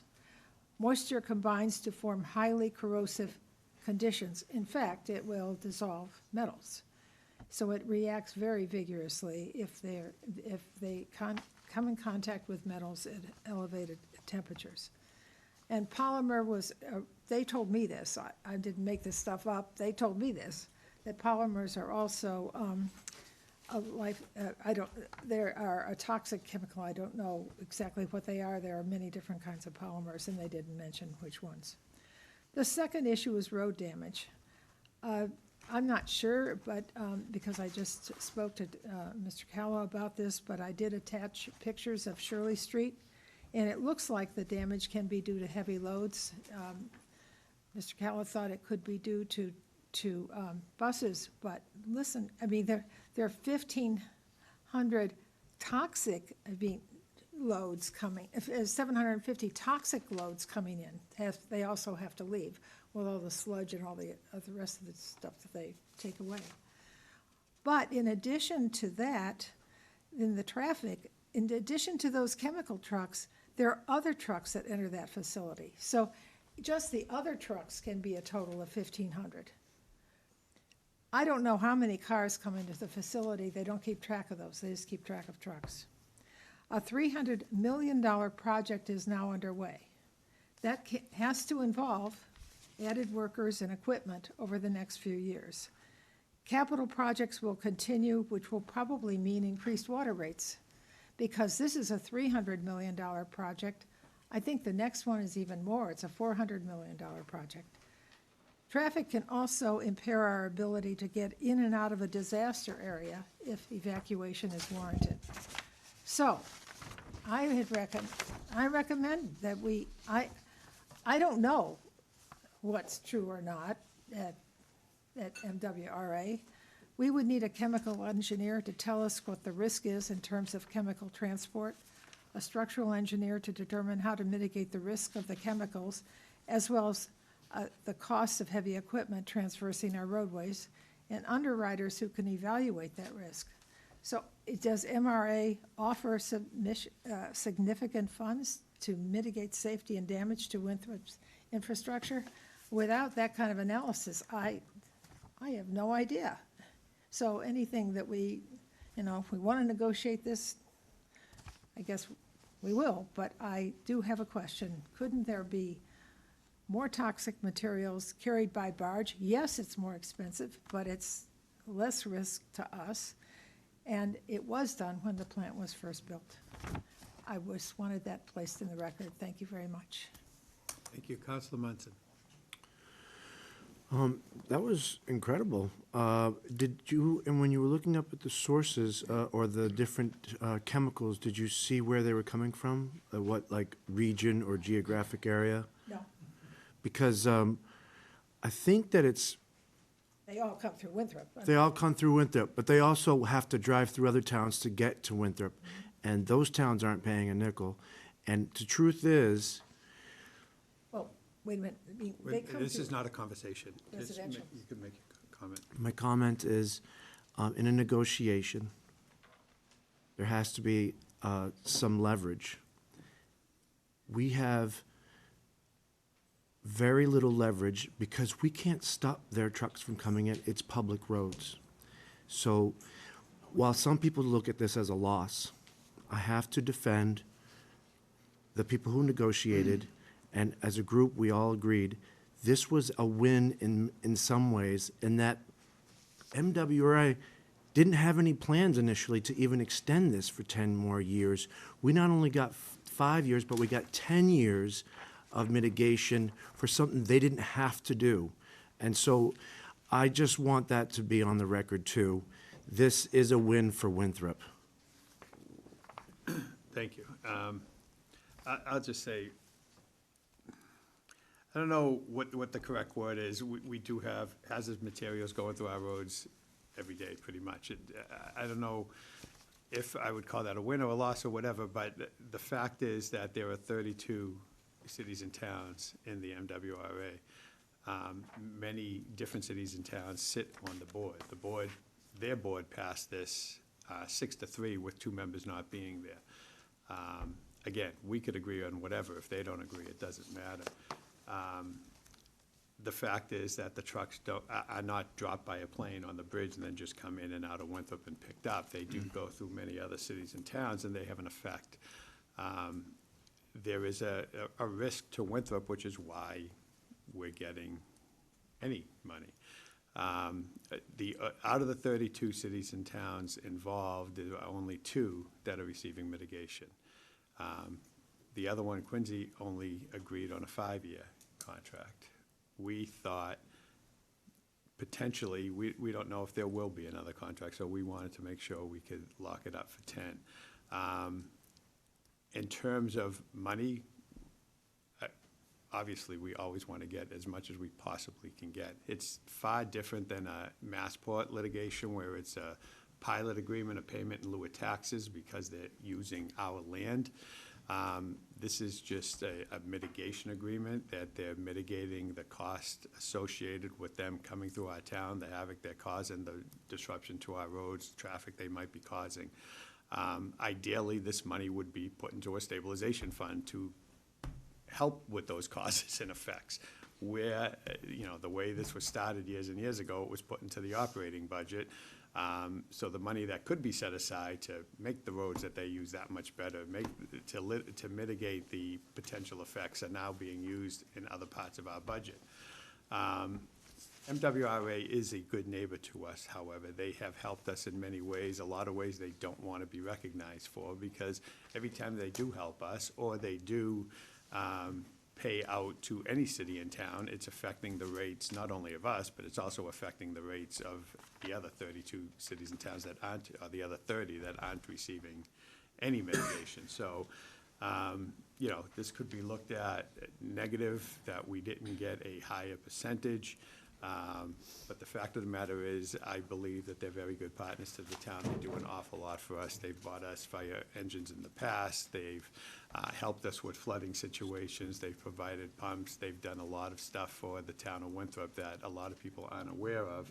And we know that they will continue to do that. So we try to be good neighbors as they try to be good neighbors. It's not the best of situations, but we're trying to make the best we can. Vice President Belcher. Thank you. I just want to echo a lot of what President Lettieri just said, but this being most impactful for Precinct 3, I think it's important to note that I'm aware of the added dangers that this brings. I see the trucks go by my house every day, the cars go by my house, the traffic, the fire engines when they come down there. But the point has been made a few times that they don't have to give us this. This isn't pilot money, this is an agreement. And the fact that we were able to get them to agree to a 10-year agreement, I think is huge. Is it ideal? No, but $1 million for them driving on our roads, by our homes, and using our first responders is $1 million that any other town that those trucks drive through does not get. So I wish it was more, and I know we went in there asking for more. We didn't want the 2.5% ceiling. We almost wanted that to be a basement, right? So that we could go up more appropriate with inflation, the same kind of things we talked about with the school budget. It's all the same thing. Inflation is a little crazy sometimes, but I think they have been phenomenal neighbors in ways that a lot of people don't see, and that is, like the president said, by design. Every time I have reached out to them, I have gotten an answer immediately. So if people have questions about a truck that they see, somebody called me because the truck was leaking with it. So we can get answers. They're really, really good neighbors to us. It may not feel like that all the time, especially at shift changes when you can't back out of your driveway on Shirley Street, but they are very good to us, and I'm grateful that they were able to get this 10-year agreement agreed upon on the board.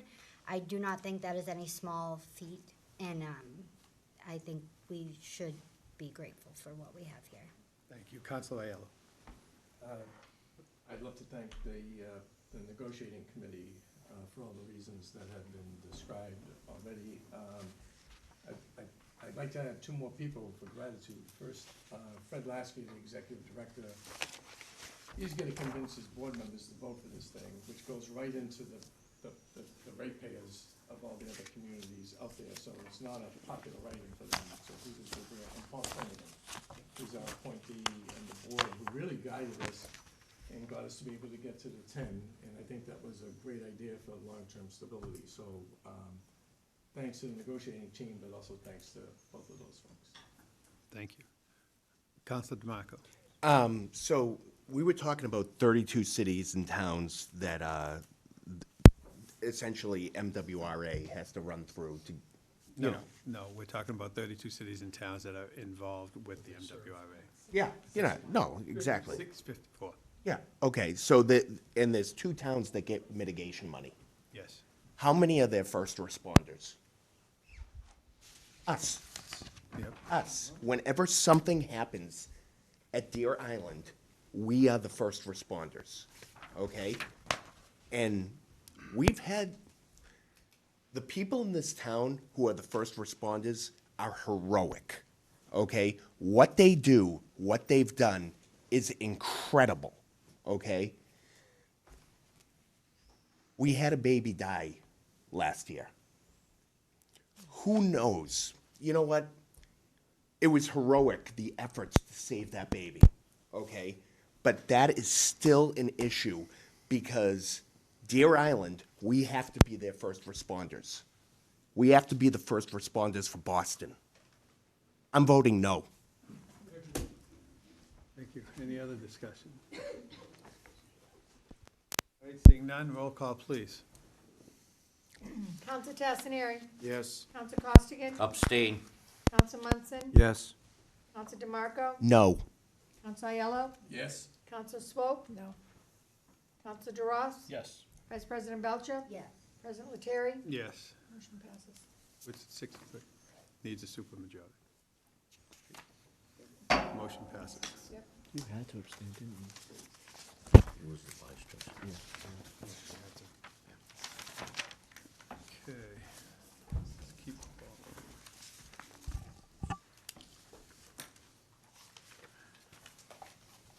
All right.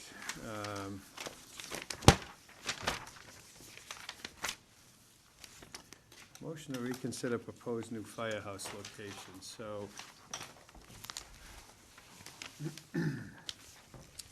sometimes, and I'll just say myself, have that tendency to talk more and listen less, and I think I always look at numbers when I'm looking at any potential project, and we all know that the need for the firehouse is just, you know, I think it's something that's probably 85 to 90% of the people in Winthrop agree with. We don't agree on the cost sometimes, we don't agree on the location many times, but we agree that there's a need. Obviously, we saw a year and a half ago that the first thought, which by the numbers and everything looked like the right location for future expansion and such, the voters didn't agree. And we listened and we looked at 2 other locations that were discussed. We put out a survey. The survey was only 1,100 or so people, but it was still 1,100 citizens, and I want to say, the numbers might be off a little, basically 600 said the middle school, 500 said Walden Street. I looked at Walden Street, and I think the location is good. The fire chief thought the location was good. It was a little bit less money. And I'm always thinking, okay, so middle school, potential revenue, potential growth, maybe units, maybe something else. So then we had a meeting, special meeting last Tuesday, which was eye-opening in a lot of ways. When I got home that night, I sat and tried to relax and calm down and said, the one thing I took from that meeting is, I don't see anything. I don't see us coming to any agreed-upon situation for the middle school in the near future. And then I looked at Firehouse, and I'm thinking again, you know, potential income, maybe, you know, 5 townhouses is $100,000. And then I tried to put a list together of development that the town's doing and looked at Kirby's with potential for 2 21-unit buildings. The Wadsworth Building, doing some renovations upstairs and potentially creating 10 units.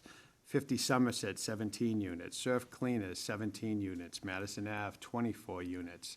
Veterans Road, 71 an existing building and 20 new units behind the existing building. Project across from Expert Auto, 10 units. 5 Fremont Street just opened and 26 units. So this is just in the next couple of years, you're looking at 158 units, not including the 69 that are basically redeveloped on Veterans Road. So, you know, then potentially look at Michael's Mall, potentially look at the old Samuels. We're developing. So I'm looking at the need for this firehouse, and I'm not looking necessarily what is the bottom line cheapest way to go. I'm looking at, being 100% honest, which one do we have the best opportunity to get done? Because we need, you know, we all agree, we need a firehouse. And I think that's the middle school site. You know, somebody said earlier tonight, I think it was Councilor Costigan that mentioned, you know, 3 biggest items we have right now is the firehouse, the middle school, and the schools. This tries to address 2 of those. I ask people I know really well, geez, why, you know, I'm thinking, I know more, I know the numbers, I know more. Why would you pick middle school over Walden Street? And they said, not necessarily because it was a little more expensive or it was a prettier location or whatever. They said because we're sick and tired of seeing the middle school over the last 9 years. And again, with the realization from the last meeting that there is no clear consensus as to where we're going, we need to do something. So I am making a motion that the town council vote to reconsider the last vote taken and amend the location from Walden Street to the middle school. There's a second by Vice President Belcher for discussion. Open it up to the floor. Vice President Belcher. Thank you. I think you made a lot of really good points. I'm still partial to the Winthrop Street site that people clearly didn't want for Walden? a variety. No, what we had originally put out there. And while we were doing that, I had written to the paper about why the middle school was not ideal. I still think it has its drawbacks, but I think the time is now to get this done. And like President Lettieri mentioned, we have to think about what has the best chance of passing. We can't make the firefighters wait anymore. This is getting crazy. I think at the roundtable, a lot of ideas were brought up, and they all seem to be community-focused, whether it's a pool, an auditorium, a rec space, a general use space for Parks and Rec. And those are important things to consider, and I think we have to consider that we will have the Pauline Street Station after we find a new location for this. There are other more creative ways to achieve the goals that we laid out last week and over the past few months while we've discussed this. I think this is kind of a win. As the president mentioned, it's two of our biggest problems in one, and it gets our firefighters in a safer location quicker. So I'm definitely in support of this. This is what the constituents have voiced, and we've heard them. Okay, and before I move on, let me just address, because I know there was a comment earlier this evening by Mr. Rogers in regards to the rink and the gymnasium, both of which I am extremely partial to, but that's not the reason why. But this project would be more towards the top of the hill for a couple of reasons. First of all, I 100% believe we need to keep that rink, and we need to, the rink will make significant improvement through their user fees. And the gymnasium is not only used, one of the great things we've done in the last quarter century is to build 3 new schools. However, we had 4, and we had 4 gyms. Now we have 3 with three gyms. That gym is used constantly, whether it be through recreation or whether it be through police events and their policing with the children down there, whether it be through Parks and Rec or whether it just be through the students at Winthrop Public Schools, it is used. Winthrop Parks and Rec does an incredible job, and we don't want to lose their service either. Also, more near the top of the hill, they're out of the flood zone, so it eliminates having to raise the structure. We do have pictures of that, but I just wanted to make sure it's understood that this project, if passed, would demolish the middle school and the auditorium. It would maintain the gymnasium and the rink. There would be a buffer area between the gymnasium and the building, which people could see if you want to pass that around. So I just wanted to make that perfectly clear. I got it. Oh, we don't have it electronically, Could you put it up? Yeah. The other potential, I don't think so, but potentially the other effects of this, again, it is a slightly higher dollar figure. Most of that cost is going to infrastructure done underneath. Some of that infrastructure is actually under or a substantial amount of that we found out is actually under the gymnasium, so it might be stuff that can be put off from this project.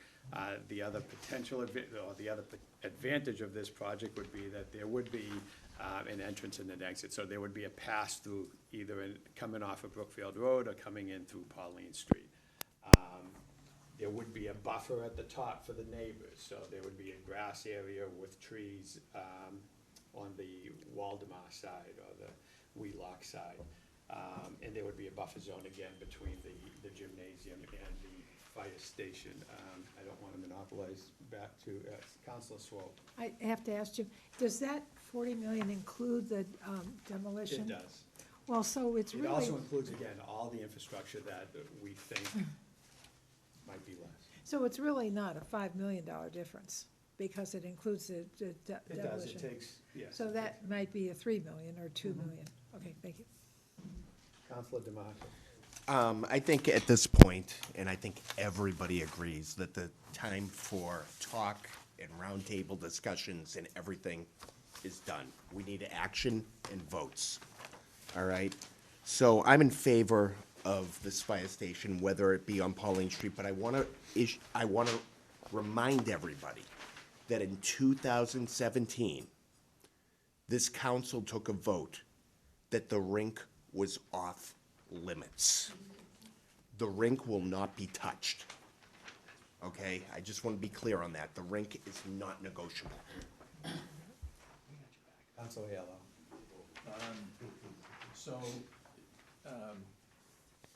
I enjoyed the meeting that we had last week, talking about the middle school site, because to me, it brought out a lot of aspirational aspects of this town of what people are hoping for, whether it's a pool, whether it's a performance space, kinds of spaces that we're missing, an improved gymnasium, et cetera.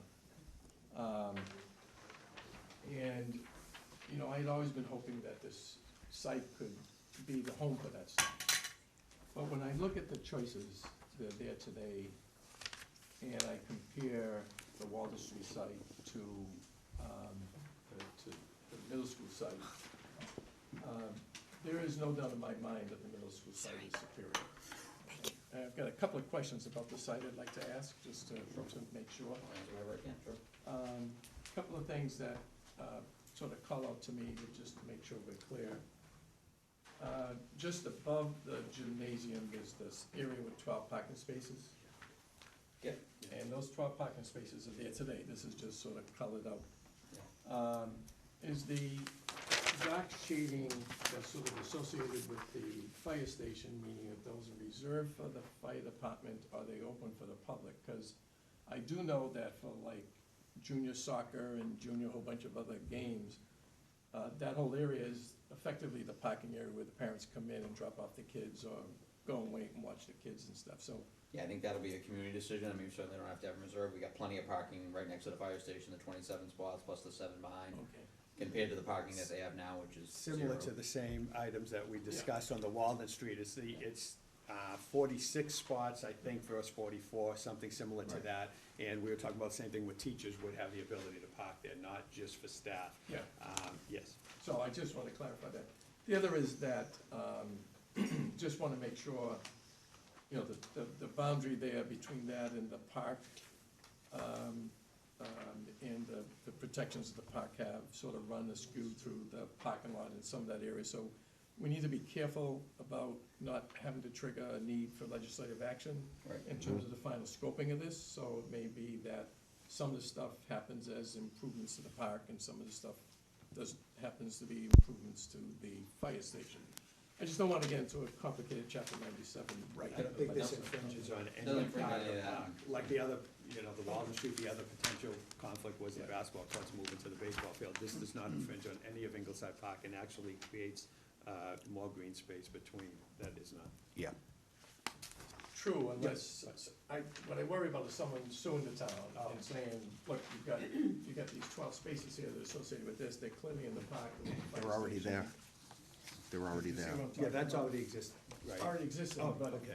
for the purpose of the fire station, Yep. we just gotta be, Oh, okay. we need to be informed by Understand. chapter 97 to be not accidentally triggering something there. And then the last thing is, we're gonna have a new traffic movement that I think we wanna be careful about, which is, I don't think anybody's ever gonna cut through Pauline Street, through the parking spaces, all the way across to get over to Brookfield Road. But it may need to be some kind of a barrier for like the firemen who parking there with a gate that goes up and down to prevent the general public from going through. So just an observation there. You know, you got Waldemar and Wheelock right next door. I can't imagine anybody ever takes that route, but you just never know what people do these days. I will point out the benefit of this plan, while it may not be completely clear on here, is that you come through that back road off of Brookfield, and there is a retaining wall that'll run along the existing property, so the goal is to have the fire engines be able to drive through. Yeah, for them to drive For them, through. yeah, so they But can not the general back in. public. Yeah, no, absolutely, no, I'm just saying, so we'd have to have a gate that would have access for them Something to like that, raise yeah, the gate. okay, so that'd be good. I guess with all that, I'm clearly in favor with the middle school site. Counselor Duras. I'll make it quick. Completely support the reconsideration and support the middle school site. Said all the reasons last time when we spoke, why I thought the Walden Street location was a better choice, but completely agree with the comments you made, Council President. I think the time is now. We need to move on it.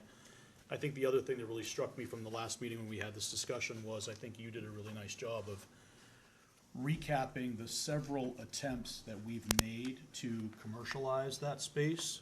And I won't spend the time to recap them now, but for anybody who watched or listened, you know, we've made several attempts to attract different types of businesses to that location. And for one reason or another, they just didn't happen. So with that said, I'm supporting the middle school site. I will also say that I did have a conversation with Counselor Munson, who chairs the Economic Development Subcommittee. I'm on that subcommittee with him, along with Counselor Costigan. And I think we just need to recognize that if we vote for this, we are then gonna need to, I'll just say, get creative in figuring out revenue streams, other locations in town, where we may be able to do something different. And I think the last thing I'll say is, one thing I did say to Counselor Munson is that when we have those subcommittee meetings, that we make a commitment to come out of those subcommittee meetings prepared with one-pager, two-pager summaries that very concisely talk about what the proposal is for that economic development, commercialization, call it what you will, cost-benefit analysis, et cetera. That would have been very helpful going into the last meeting, but looking forward, you've got that commitment from us. Obviously, that will take a lot of effort from the town manager, the rest of the council, several members of the community. But let's just keep that in mind, right? That if we do take this vote, it will hopefully create another sense of urgency for us to find other economic development opportunities in town, which I think are imperative. Thank you. Council Costigan. Yeah, thank you, Mr. President. I just want to, just for the record, make the mention that, I think it was mentioned, the middle school. I don't believe I mentioned the middle school. I think I mentioned the firehouse as opposed to middle school. Just to clarify, two main issues being the override and the firehouse. That said, just a correction. With regards to this site itself, the Economic Development Committee as well, yeah, that would have been nice if we had met prior to last week. You are correct, Councilor DeRoss, I agree. My heart is still on the basketball courts, looking at the vote, 1,000 people, 55 to 45. What's the margin of error here? Was it the elderly sitting at home in their extended time online voting for that firehouse? I don't know. I don't know what the criteria for that was, let alone the overall voters. So, again, it was just a survey. But that being the case, I think if it is the middle school, we will lose the opportunity for revenue. Again, this town, all we're hearing is that we are strapped. This town needs money, we need money, we need money. So if we go with the middle school, we're talking about the rink. The rink will have to be rehabbed by, I believe, Mr. Rogers has mentioned, using the enterprise funds for that. Wonderful. Upgrade that rink all day long. Do not tear that down. It really doesn't, how can I say? I'm not happy about the auditorium going away. I thought maybe that could have been a possibility of a theater. I mean, I'm not sure the entertainment, as far as entertaining that or anyone reaching out to really give a full 110% effort to develop that middle school. My opinion, I don't believe it was put to the 110% tile range. So I think it's easier, at least for the other side of the coin here, for just tear down the middle school, get rid of the eyesore. It's been there for 9 years. Yeah, I understand it's $72,000 per year.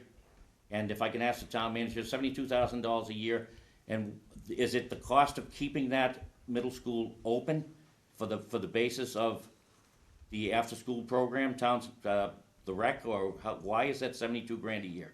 Part of that, and it's also the insurance we have to keep on the building and things like that. It's a cumulative number with the 72,000. Okay, thank you. So there is a cost associated with that. And again, this is a democracy. If the majority of the town wants the middle school, so be it. But again, say goodbye to the revenue stream. And I would only ask that, I'm not sure we have any land in town that could become then a revenue stream for this town. It's over, as far as I'm concerned. Unless you want to maybe displace, as Councilor Tazzaneri mentioned last week with regards to consolidating the schools and maybe using that school down off of Golden Drive in the back there as a resource for additional revenue eventually. So who knows? But I'm just saying the opportunity for revenue and generating revenue in that middle school area, I think would be a great loss to the town. But again, I'm still for the Walden Street location, only because it keeps that property up and running. And again, maybe there's no appetite for that as far as the town is concerned, so, that's fine. I'm going with the Walden Street, that's my first choice, so. And again, just a few points on, in regards to the rink has had a plan for the past 7 years to do expansion in terms of locker room use. The rink currently uses space in the gymnasium to house 2 teams and also a 3rd locker room. There were plans that are done. The thought was always, let's wait and see how the middle school shakes up to see if there's gonna be any potential change, because we wouldn't wanna start a project and then have to tear it down or whatever. So this also would give a green light for the rink to do their project, which has no effect on the taxpayers. It would be a project that would, that's been under the jurisdiction, so to speak, of the rink and the rink committee, which would create increased locker room space, bring the bathroom facilities, which are sorely needed, up to code. And in regards to revenue streams, which is a big thing. Now, there's two ways of thought. There's, depending on what's there, it's potential revenue in terms of revenue streams, taxes. And the other thing would be a stimulus for businesses to help support businesses within the town.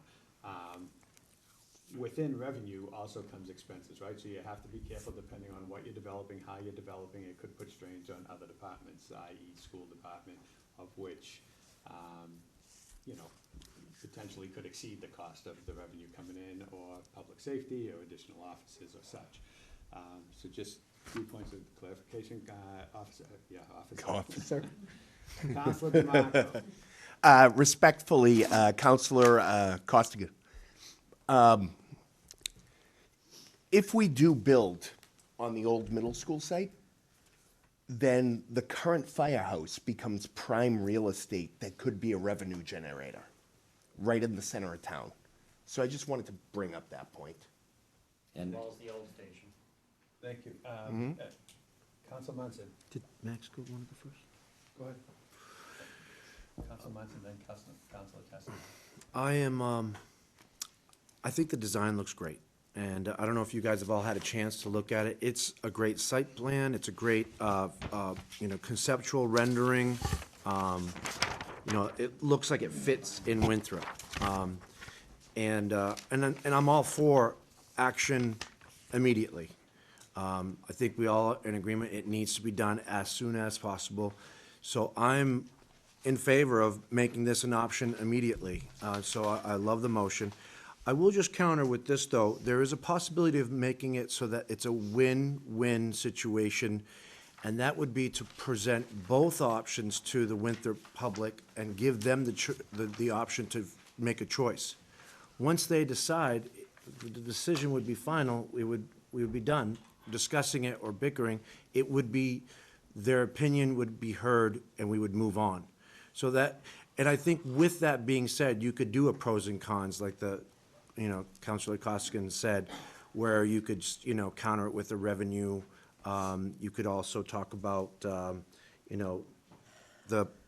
various pros and cons, like you were talking about, Councilor DeRoss, about a one-sheet, having that kind of spelled out for you. I mean, we have it spelled out a little bit right here.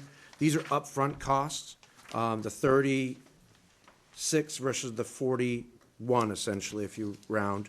I know there's a lot of people that, haven't had their voices heard yet, because that online survey, that's 1,000 out of 12,000 voters. So I would say it's representative, it's a good start, it definitely shows that this location at the old middle school should definitely be mentioned and offered. But I think that the one thing, if you're gonna offer multiple choice, like we have with the school override, like we have in the, I think it's becoming more and more popular, is this ranked voting system. So you have your first choice, your second choice. So it would be like a guaranteed win as far as I'm looking for, and that's what we need. We don't want another failed vote. So that's what I would propose as a counter. What I do have for questions, though, is when you said that this cost includes maintaining the gym where it stands? Did you mean maintain, keep its location, but not maintain it? The cost has nothing to do with maintaining the gym. That's the word I heard, but The gym and the rink would maintain its current location. that's what I think needed to just be It has nothing clarified. to do with cost associated with it. So we still need to have a separate cost estimate to just rehab the old gym. We're trying to do one thing at a time here. We're trying to build a firehouse right now. Well, that's part of my point, is that it is wonderful to do one thing at a time. But this is a kind of a big picture kind of a situation. We're tackling two issues right now with the old middle school and the firehouse with this location. And as a counter, we should also do the same for the Walden Street location. I think it would need to have an immediate, like, we would need to have a proposal right away for it. But I think that we have to be big picture with it, and we need to be immediate with it. Another question I had for you is the turnaround that was proposed with the Walden Street location. That does seem like it would be very helpful, regardless of whether we put Walden Street, the firehouse on Walden Street or up at the hill. Couldn't we keep that as part of a plan? That's not the motion I've made. I've made a motion to change, to alter the location so we could concentrate on one item and to try to get it done. I feel personally that this is the best opportunity we have to build a firehouse in the near future. I mean, again, we hate to go over and rehash deplorable isn't even a bad enough word to say the conditions that they're in. Not disagreeing with you. So, looking at, listening to constituents, the emails that we've received, the people that have talked to us, the response we've had, to me, it's clear, again, that people want to build a new firehouse. And it's clear to me that the preferred location from the public, and the citizens are the one that are paying for this, and the citizens are the ones that's voting for this. It's clear to me that they prefer the middle school location, which we've always had in contention. It's not like it's a location out of the air that we've never thought about, but, I think, and again, and I've done this with the schools on cost, I just wanna let people know with the schools, with the fire station. So, a fire station, different than an override where it's a debt exclusion, would not fully come on. It's borrowed in spurts, right? You don't go out and borrow 35 or 37 or $38 million. You're gonna borrow as you need. So the majority of bonding for this would not hit the tax rolls until fiscal '27 or '28. The average cost to the average homeowner is roughly, again, for that $689,000 assessed value, $460 a year. In fiscal year '31, Miller Field comes off, which is the other debt exclusion we have on the current tax rolls. The Miller Field project comes off. The cost per year for Miller Field is $148 to the average homeowner. So after the first 3 years, the net effect for a new firehouse would be roughly $315 a year. Again, the debt exclusion is a little bit different. It's a longer period. The interest rates affect it, which is again why it's so important to have stabilization funds and to have an adequate amount of money in the stabilization funds to get a good bond rating to help us. We can't talk about any of these projects without talking about the cost, because people are voting and they're voting based on what they can afford. I'm not done. I'm not sorry. done. I'm sorry. You tangented off of my comment, and I just want to make it clear that it would be very easy to make this a higher win situation by offering both of these locations, just as they're presented to us, to the public. Instead You're of, perfectly willing to make an amendment right now. that's what to I would that. like to do. Okay, so you're making an amendment to the motion of changing it to the middle school site. You would like to make an amendment to include the middle school site and the Walden Street site as a menu type option on a ballot. Correct. Is there a second to that amendment? Seconded. Second by Councilor Costigan. Any further discussion on the amendment? Vice President Belcher. Thank you. I see what you're saying, Councilor Munson, but I'm a little concerned that that will make it very muddy as far as people understanding and us understanding what the cost would be for each site. As far as, like, there's a campaign that happens, right, to educate the public on what they're voting on. And I think that that will significantly overcomplicate it, and I agree that the middle school has been a prevailing option for people since the first ballot vote, so this does seem like a location that people are highly interested in.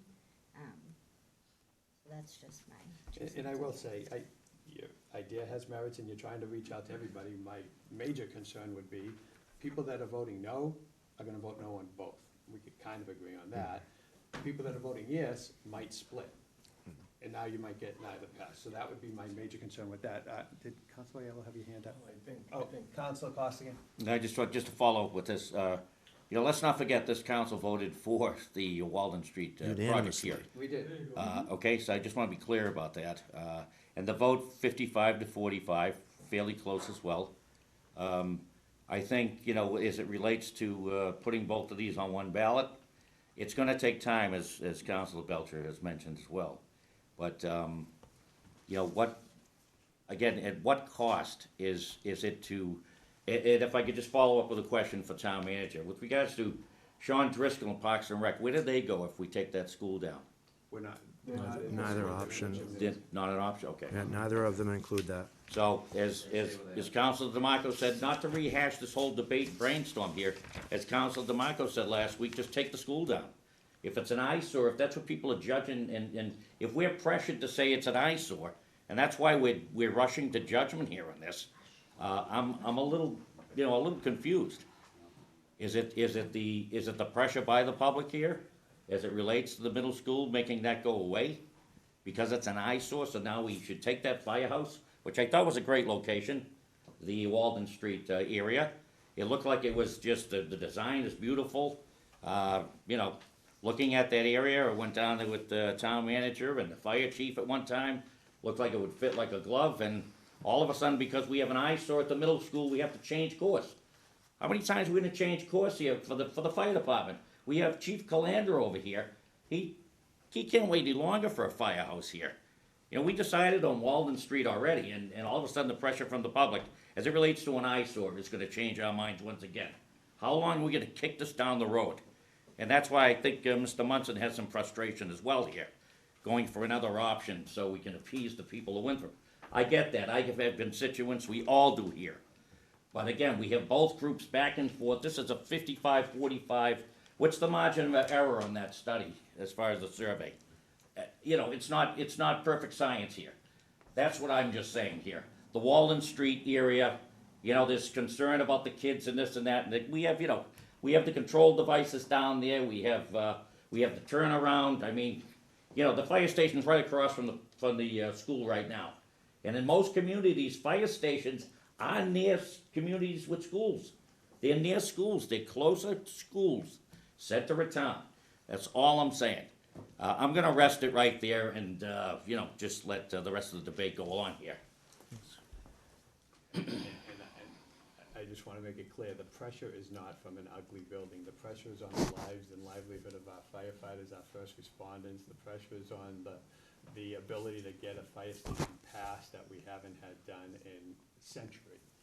The pressure is to come into the 21st century in terms of the decontamination units that are used by the fire department, adequate facilities for them to have proper hygiene, adequate facilities to have them come back and change and shower within an hour period after an event, and the safety and well-being of every citizen in this town. Again, my thought, and I'm only one vote, my thought is I want to get a firehouse passed. This is one of the top 3 locations that we've been talking about for a year and a half. My opinion is this has the best chance of passing. My opinion is this is the best thing for the town to move forward. The fact that, it's been an ugly building, I don't want to say it's an ugly building, but there's been an eyesore there for the last 9 years. We could have said this 8 years ago, 7 years ago, 6 years ago. My first concern is a new fire station that this town desperately needs. And if and to me, this is the best way to get it, and it's still getting us a beautiful building, which is, just for the citizens that are here, it's the same building that would be on Walden Street. It's getting a building that we don't have to raise 3 feet off the ground because it's in a flood zone. And we did, you're absolutely right, we voted 100% because, based on the numbers again, and preying on the fact that we're gonna have potential revenue and potential economic growth, but again, after the meeting that we had last Wednesday, there is nothing happening at that middle school in the foreseeable future. That's just a fact, that's reality. So, just wanna get something passed, but again, we're talking on the amendment right now, and then we're gonna vote on the amendment. Do you have a comment on the amendment? Yes, on the amendment, I respect Counselor Munson's opinion. I also prefer the other site, Counselor Costigan, but we need action now, no more words. We have to act, not surveys on, or votes on what site to do, or whatever. These 3 gentlemen in the back deserve better. They deserve better. We're gonna give them their vote.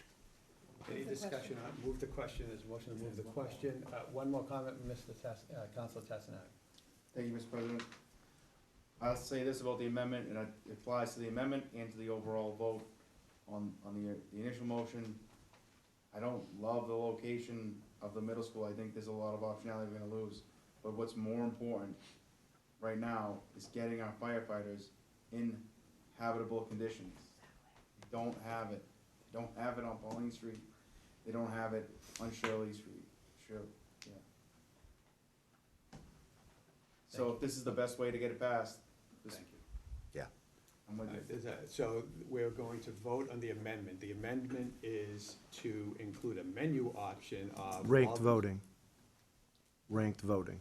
It's different than menu. Okay. Sorry. We're going to have an amendment for ranked voting, including both the Walden Street location and the Pauline Street location. With the Yep. ranked voting gives a very high probability of the first 2 We're not options. discussing it, but we're just voting on the motion. You already made the motion, so Okay, we're not. I'm just trying to clarify what ranked voting is. You vote for your first choice, your second choice, and that's it. And then those each have points. That means that one of these 2 will win. That means action will ensue. That is what I'm trying to say. We can't give another possible failure to the town of Winthrop. We need a fire station. You need to know in there. You need to know, so that would be a third You're option. gonna divide the Okay, and vote. there's no That's the- further that's the discussion. The problem. the question has been moved. Is a roll call vote, please, on the amendment. On the amendment. Council Tassaneri, No. Council Costigan. Yes. Council Munson, Yes. Council DeMarco, No. Councilor Aiello, No? Council Swope, No. Council DeRosse, No. Vice President Belcher, No. President Lettieri. No. Amendment does not pass. Motion is not passed. Back on the original amendment to move the location from Walden Street to Pauline Street. Any further discussion? Move the question. See, there's a motion to move the question. Second, all those in favor say aye. Aye. Opposed, no, the ayes have it. Roll call, please, on the amendment to relocate the location from Walden Street to Pauline Street. Council Tassaneri, Yes. Council Costigan, No. Council Munson, Yes. Council DeMarco, Yes. Council Aiello, Yes. Council Swope, Yes. Vice President Belcher, Yeah. Council DeRosse, Yes. President Lettieri.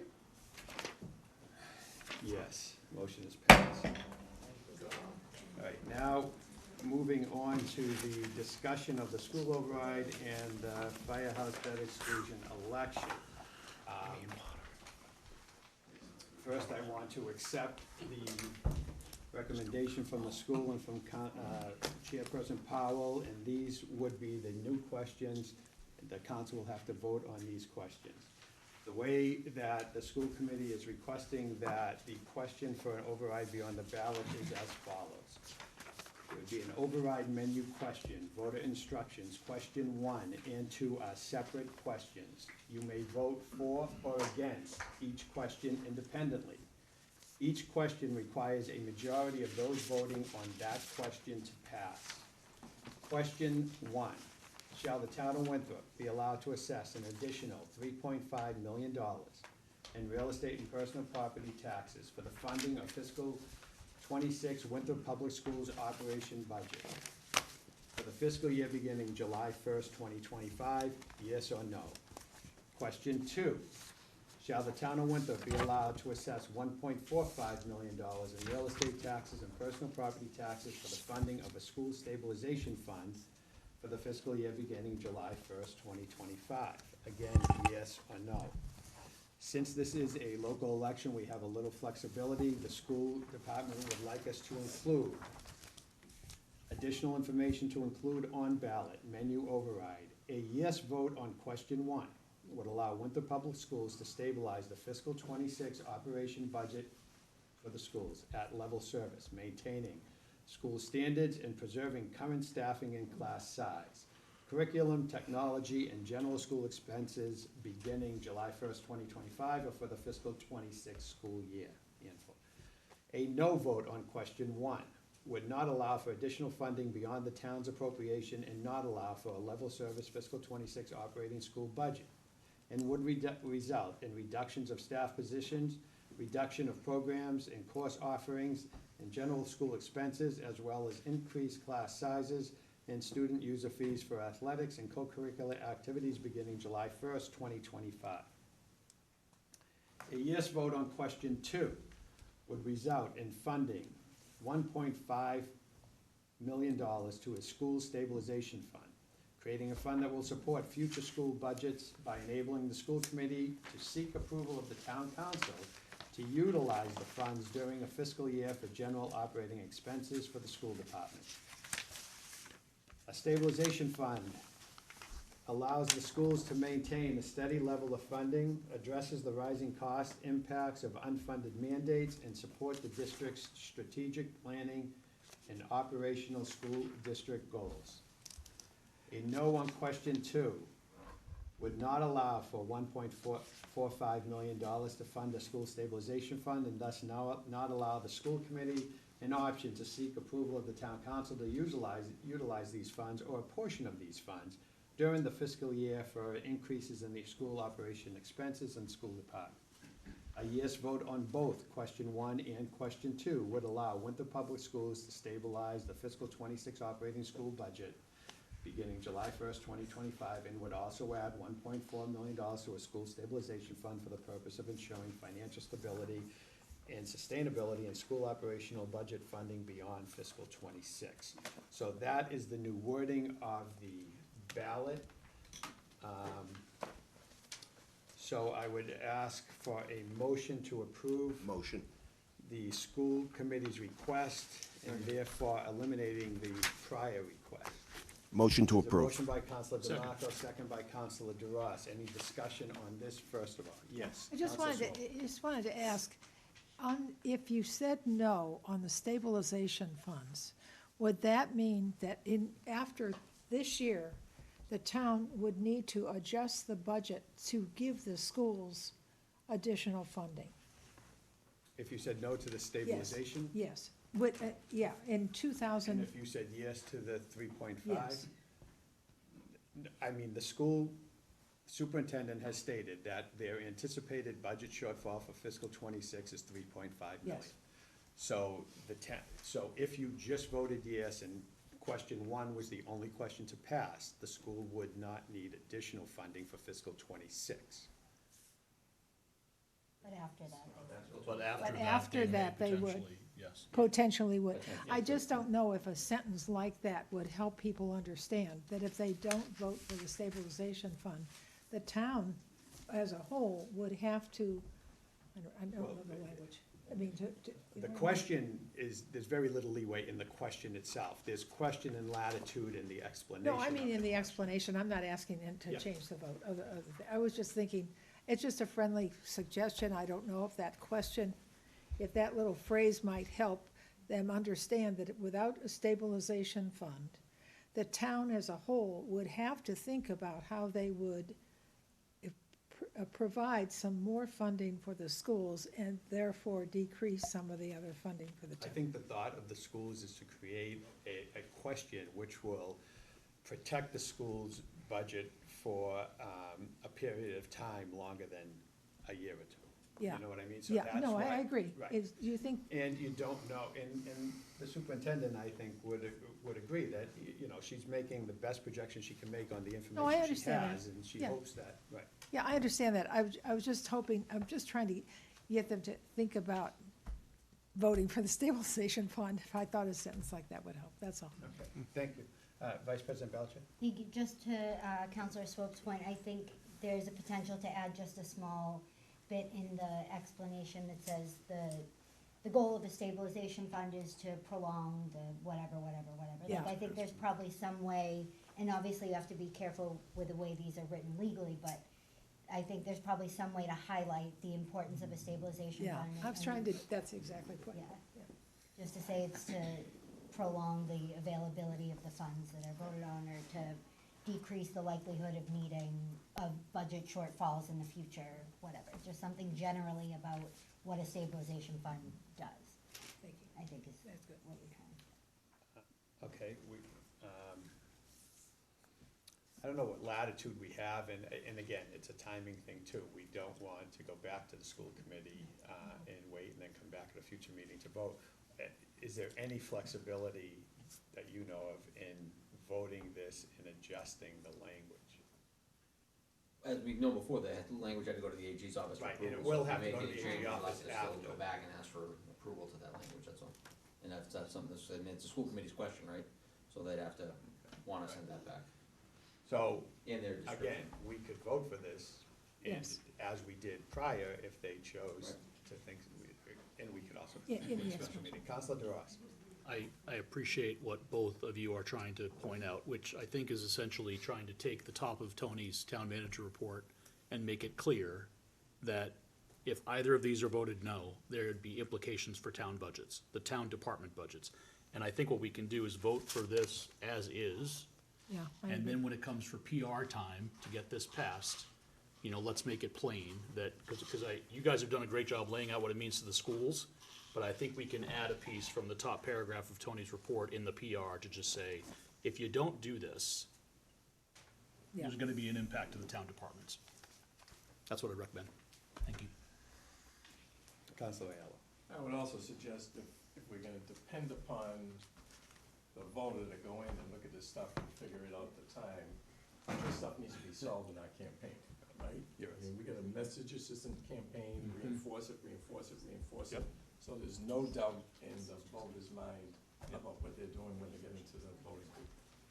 I agree. Counselor Tessa?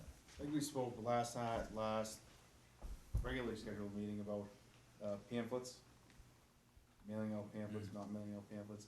Would really behoove us as a town to explain the questions fully. You can include that kind of information, including the additional information that the school committee included here, to actually put that in everyone's mailbox, Along with date you know, and from the absentee. town. you know. Yeah, nice. Along with, the dates and times of when the Absentee, question will come up. Good. It's important that everyone shows up informed, and this is a great primer. Additional information in that booklet can be included from the town manager's office, but we should come up with the funding to make that happen. Agreed. Any other comments? Just, Mr. Council President, if I may, I mean, the town clerk has been working hard to ensure that, you know, when we send this stuff out, if it's voted on, you know, we can put a flyer inside the census when it goes out, you know, we'll have a QR code that you can scan, it'll take you right to where that information is. I mean, there's a bunch of different ways we're gonna get this out, so I wanna be, their utility bills, things like that. You know, we'll be able to hit all the residents and get it out to everybody that gets a census, gets a bill, I mean, there'll be a whole different bunch of ways that we can get this out to the residents. Thank you. Any other discussion? So this is a discussion to approve the language written by the school committee. Seeing none, I'll roll call vote, please. Counselor Tassinari? Yes. Counselor Costigan? Yes. Counselor Munson? Yes. Counselor DeMarco? Yes. Counselor Aiello? Yes. Counselor Swope? Yes. Counselor DeRoss? Yes. Vice President Belcher? Yes. President Lettieri? Yes, motion passes. Okay, now we're back to scenarios for voting, times, what's on the ballots. And I'd asked the town clerk to give me, to give us a timeline as to where we're looking at. And correct me if I'm wrong, Denise, just reading verbatim. Town council meeting vote.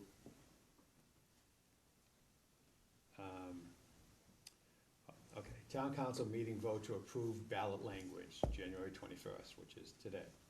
Send to AG's office for confirmation, receive back potentially week of February 10th. Send information to the company ballot printing, LHS, receive back of, and will only receive absentee ballots March 3rd. Send absentee ballots out week of March 10th. Warrants issued week by March 17th. During absentees, our office will receive actual ballots beginning March 19th. Prep machines, notify residents of election precincts. All the election would take place in the old middle school, all precincts. So right now, in the presidential election, state elections, we had precincts 1, 2, 3, 5, and 6 at the old middle school, precinct 4 at Golden Drive. This election would take place solely at the old middle school for precincts 1 through 6. So that would be from February 17th through March 17th. Notify AG's office that the town has completed all duties by March 17th. This allows an election by April 8th. So that's the time frame sent by our town clerk. Does the town clerk or town manager want to discuss that, see if it's possible to be even, you know, and the other discussion we have to have is what's on the ballot? Is it the schools and the fire station, or is it, and that will be a question we come up next, but, so the town clerk's office saying for adequate time, adequate education, hearing back from the state, absentee ballots and such, the recommendation is April 8th. Obviously, the week before is April Fool's, and that's probably not a good day for an override or a debt exclusion, so, and the week before that would be March 25th, March 11th, March 8th, March 25th, so, so the suggestion is from the town manager and the town clerk, council clerk, April 8th. Any discussion on that? No Counselor, chance, no chance any sooner, right? Is there your It feeling? would be cutting it really short if you really wanted to get education and put everything in the census and get everything out to everybody to really understand what's going on. Lamont? Yes, I was hoping we could just get input from Yes, the I was super. gonna ask for that next. Okay, great. Yeah, just in terms of timing with contracts and teachers and so Yep, forth, yeah, where does April 8th do to statute you? Limitations. So, I mean, April 8th keeps me within the boundaries of notifying staff. Does it keep me within the boundaries of staff panicking? The earlier the better for me in terms of budget development. You know, obviously I have to create 3 budgets. You know, the budget that students are entitled to, a level service budget, and then a $3.5 million less budget. That I can do. We have an excellent budget system. It ties everything together and connects to our strategic plan, so we can do all that. You know, whatever, March 25th would be great, but April 8th, you know, would be fine too. We'll have to make it work. The reason I think April 8th may be better is if the town council and as a whole is gonna commit to supporting the school's override publicly by utilizing the town's website, because the school cannot use the school's website in order to promote the override based on the rules and regulations around school overrides. So with the backing of the town council in utilization of the website and getting information out, not that we didn't have the backing before, but now we're ramping it up due to the urgency. I think that would be acceptable, especially if it's gonna, mailers are gonna go out, you know, through the town census. Right now, the town override, the school override committee doesn't have the authority, I don't have the authority to give them the emails of the 2010 students that we have in the school, so they can't reach parents directly. The town's ability to reach our voters is something that, you know, definitely, I think would be beneficial to the whole. I don't make the decisions, but I think if you go past April 8th, you might see me needing a one-to-one support system in my office for the remainder of the year, and won't know that I made it to retirement. And I don't wanna muddy the waters anymore, but just for full clarification, everybody, it's a local election, we could have this any day of the week. The three of us thought it would be good to keep it on a Tuesday, as we have with every election. The possibility, you could have it on a Saturday, you could have it on a Monday, so I just wanna put that out there, that we're not, April 8th, you can't do, you could do April 7th or 6th or 5th. But I think to keep the public in tune with elections and what they've been used to is a Tuesday, so just wanted to be transparent with that. Vice President Belcher. Thank you. I think if April 8th works with the clerk's office and all the requirements for the election process, and it keeps the superintendent in line, not with panicked staff, but just what the legal obligations are, I think that gives an adequate amount of time for education, for the yes group to do their work, and potentially any other groups that are advocating for anything on the ballot. I think that gives a good amount of time. So I'm definitely in support of April 8th. I mean, I would love March 25th as the superintendent would. I also want to say that April 8th potential is a week before April vacation. It is not April vacation, correct? Oh, correct. Yeah. It's April 15th. Is that the following week or 2 weeks after? That's the kind of stuff that doesn't It's sit. definitely after the 8th. It's definitely not during that timeframe. Second week, he's saying. 2 weeks after, okay, so the 7th or 21st or whatever it is, okay. So just wanted to make sure everybody's clear on that, it's not during April vacation week. Thank you. Okay, so that seems to be settled for a minute. Now, let's go to the following question. Would we want to have 2 elections, April, May, April, June? Or would we want to just have 1 vote? Councilor DeMarco first. Yeah, I'll kick off the conversation. And, it's not a surprise that I might have a family member who's on the school committee who talks in my ear every once in a while. It's very interesting because I think the most important thing is to get the most of the community to get out and vote. Get as much of your constituents out to vote. I don't know if we do that with 2 separate elections. I think some people will go to this one, I think some people will go to that one.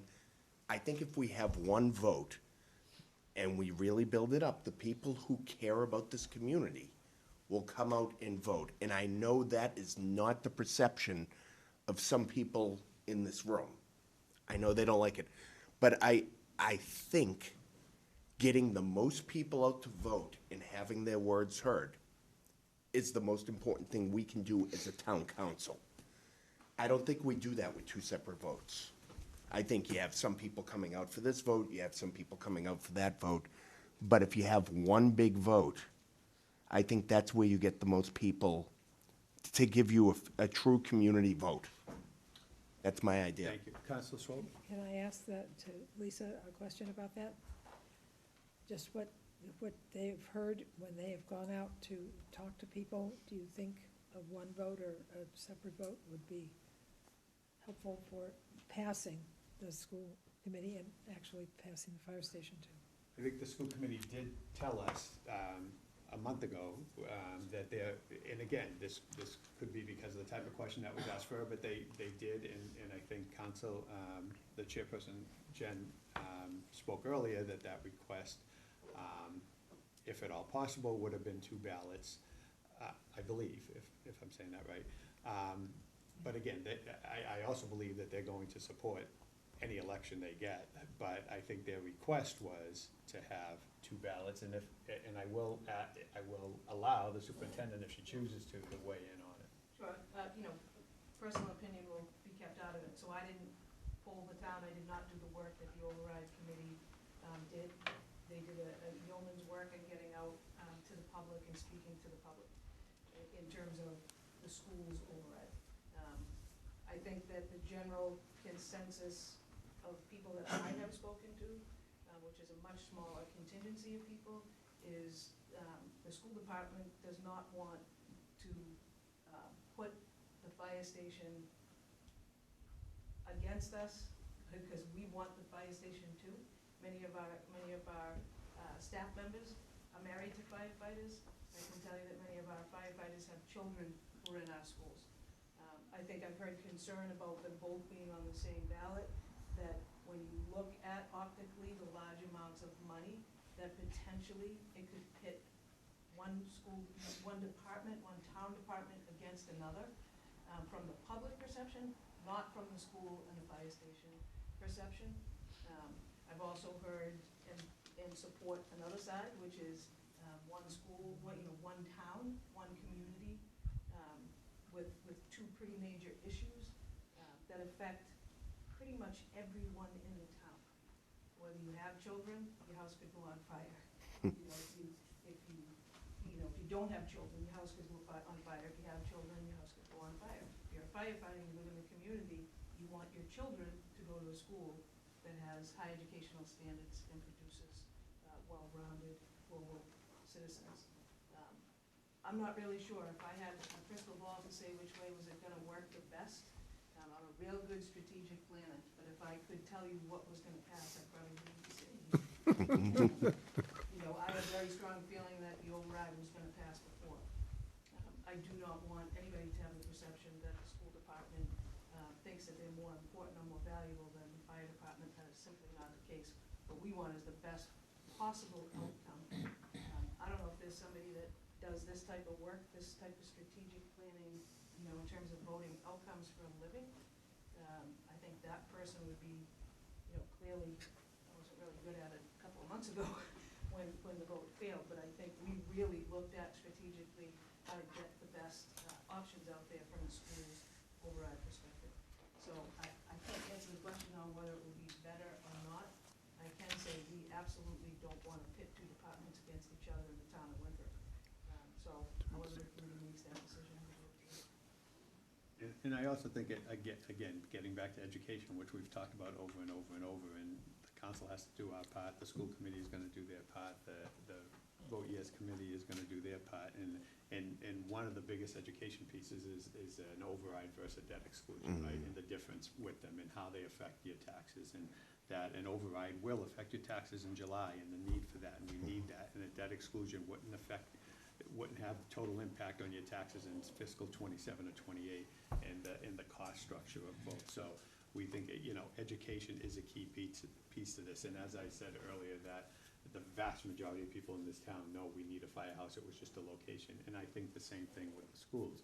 Vast amount of people understand the cost of education doesn't go down, it goes up. It goes up by more than 2.5%. There's restrictions, there's unfunded mandates, there's liabilities that we have that we've never had in the past, that we didn't used to have in the past, and the necessity is there, and 16 years is a long time, and sometimes we think we're doing a good thing by holding off, and sometimes we're not. Sometimes a little bite at the apple every 3, 5, 6, 7 years is better than a big bite. So education is a big piece, but to know the difference between a debt exclusion and override is huge. Councilor DeMarco. Yeah, we heard from the superintendent. I wanted to know if any of the fire department wanted to speak on their opinion on the ballot. If we're gonna hear from the There's no more superintendent, if we're discussion going. right now. I understand that, I made a decision, we're not gonna hear on that anymore right now. Vice Okay. President Belcher. Thank you. I think the important thing to remember is that neither the schools nor the fire department have the luxury of time at this juncture. And if April 8th is the fastest we can get anything to a ballot, I think they both deserve to be on the ballot. We also need to respect the voters and understand that they understand that they're being asked for two big things.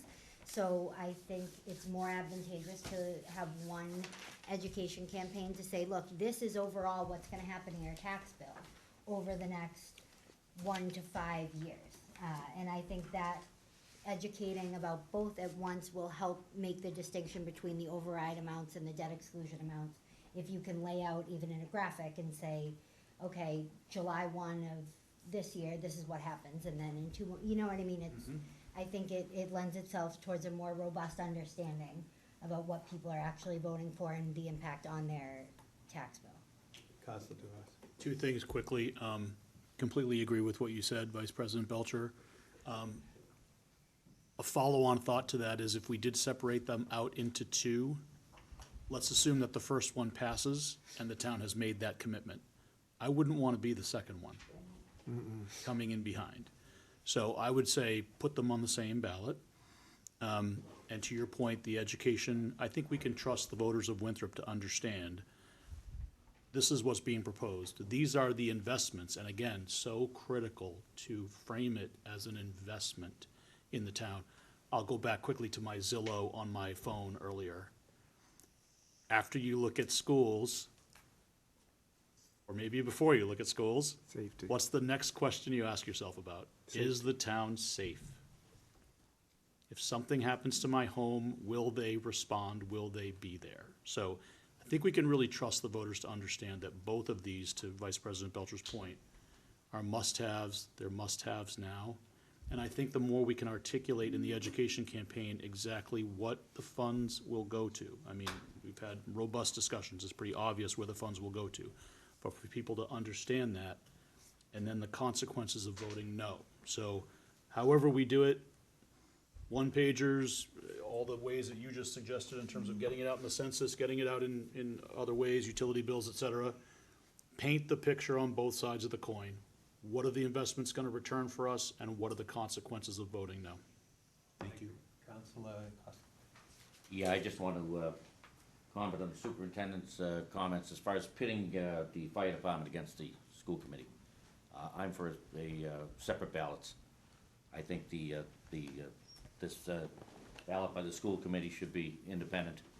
And again, I think it's each issue itself should have its own justification for the money itself, and it's again getting out the committees to exercise the need to educate the public. As much as we're saying that the public already knows what's on the line here, well, I think if they knew it was on the line, we have a fire station by now.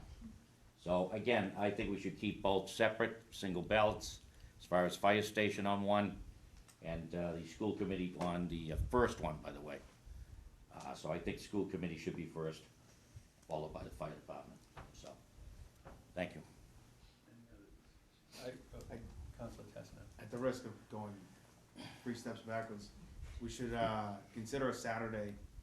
The 5th, if we can get it on a Saturday ballot on the 5th, gives a few more days for the school committee, but it also gives the opportunity for school employees, town employees, and the general population of working parents a lot more time to dedicate to election day if it's on a Saturday.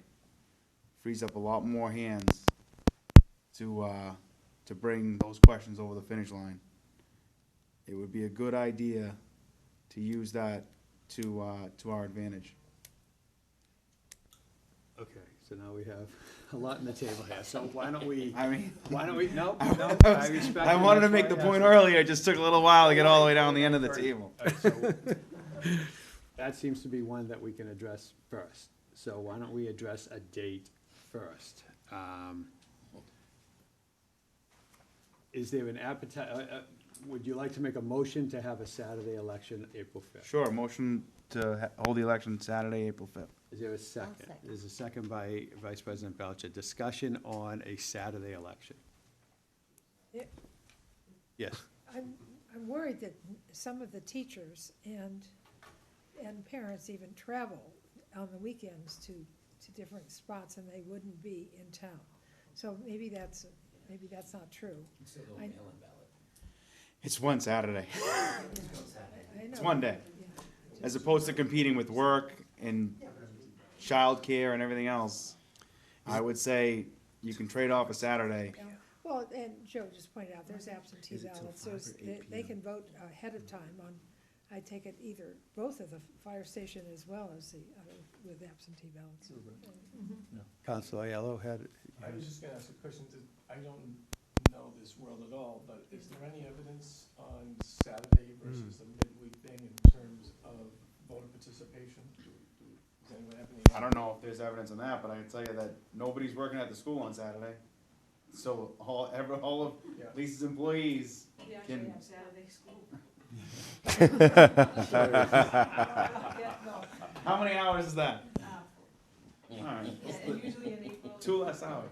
It's still, I don't think it's a bad idea. My concern is, again, we're changing something at a dramatic point. There's no question we need both of these items to pass. And to me, any confusion at all, and the one thing is that all school employees do work, so they're right there.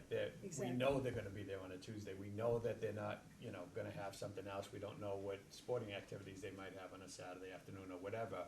We do know if they're working in school, they could run over and vote till 8 p.m. till 8, right, till 8 p.m. or before school. So, I just have a concern with I don't wanna say radical, but radical change for Winthrop in this so important decision.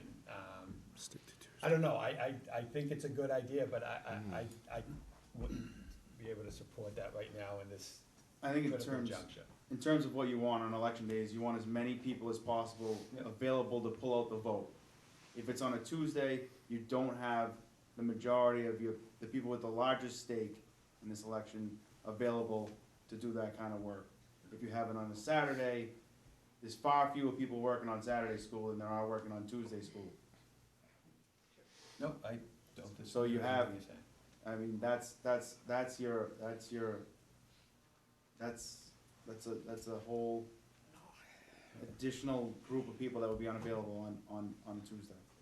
Have you made a motion? There's a motion, there's a second, so we're discussing the motion, and we're gonna vote on the motion to have an election on a Saturday. I was gonna say, move the question.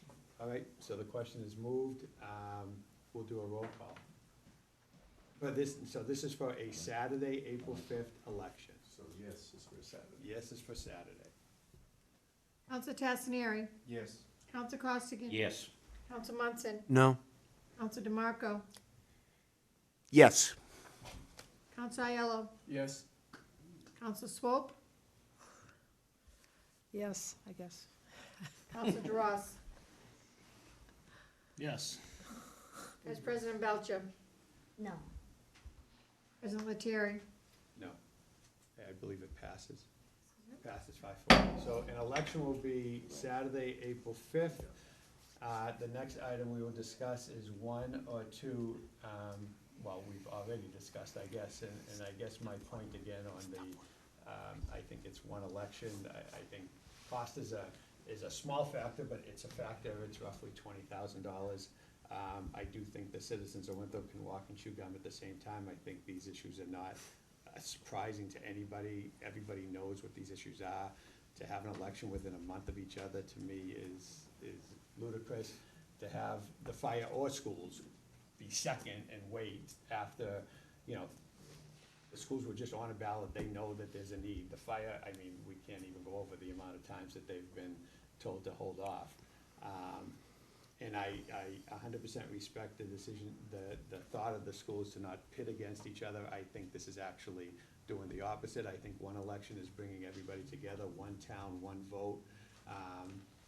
The onus is on us as a town to educate the citizens, to get the citizens out there. We have, I hate to say it and sound corny, but we have the truth on our side. We're not making up numbers here. We don't have to be crazy. We just have to articulate the truth and let people understand that, the need of the firehouse is obviously evident. The needs of our school is also evident with the rising costs and the mandates that they have. So I believe it's one town, one vote, one election on Saturday, April 5th. Councilor Aiello. So I just want to weigh in on it. I want to pivot off of what you said and Councilor DeRoss said. The reality is both these initiatives did not do well in electoral terms. We got a lot of room to make up to get these things vote to yes this time around. We need every single vote. We need everybody who's gonna be voting for the schools to vote for the fire station, and everybody voting for the fire station to vote for the schools. If we don't do it at 90% success, we'll all fail. So I think building that sense of community and building that sense of the imperative that we have before us is important, and I think the together vote can create that dynamic. Move the question? No, move the question. move the question, second by Council Ross. All those in favor to move the question, signify by saying aye. Aye. Opposed, no. The ayes have it. Roll call vote to have a single election for a school override and a firehouse debt exclusion on Saturday, April 8th at the Winthrop, April 5th at the Winthrop Middle School for precincts 1 through 6. Time would be the same as a Saturday, same time as a regular Tuesday election, is that? Same time, yep. So yes is for. Yes, it's for both, single ballot, April 5th, Saturday, 7 to 8 p.m. and no, and no overtime for election. Are you gonna be able to get the employees for that on a Saturday? All right, roll call, please. Council Tassieri, Yes. Council Costigan, No. Council Munson, Yes. Council DeMarco, Yes. Council Aiello, Yes. Council Swope. No. Council DeRoss, Yes. Vice President Belcher, Yes. President Lettieri. Yes, motion passed. Let's get this done and let's get both passed. Progress.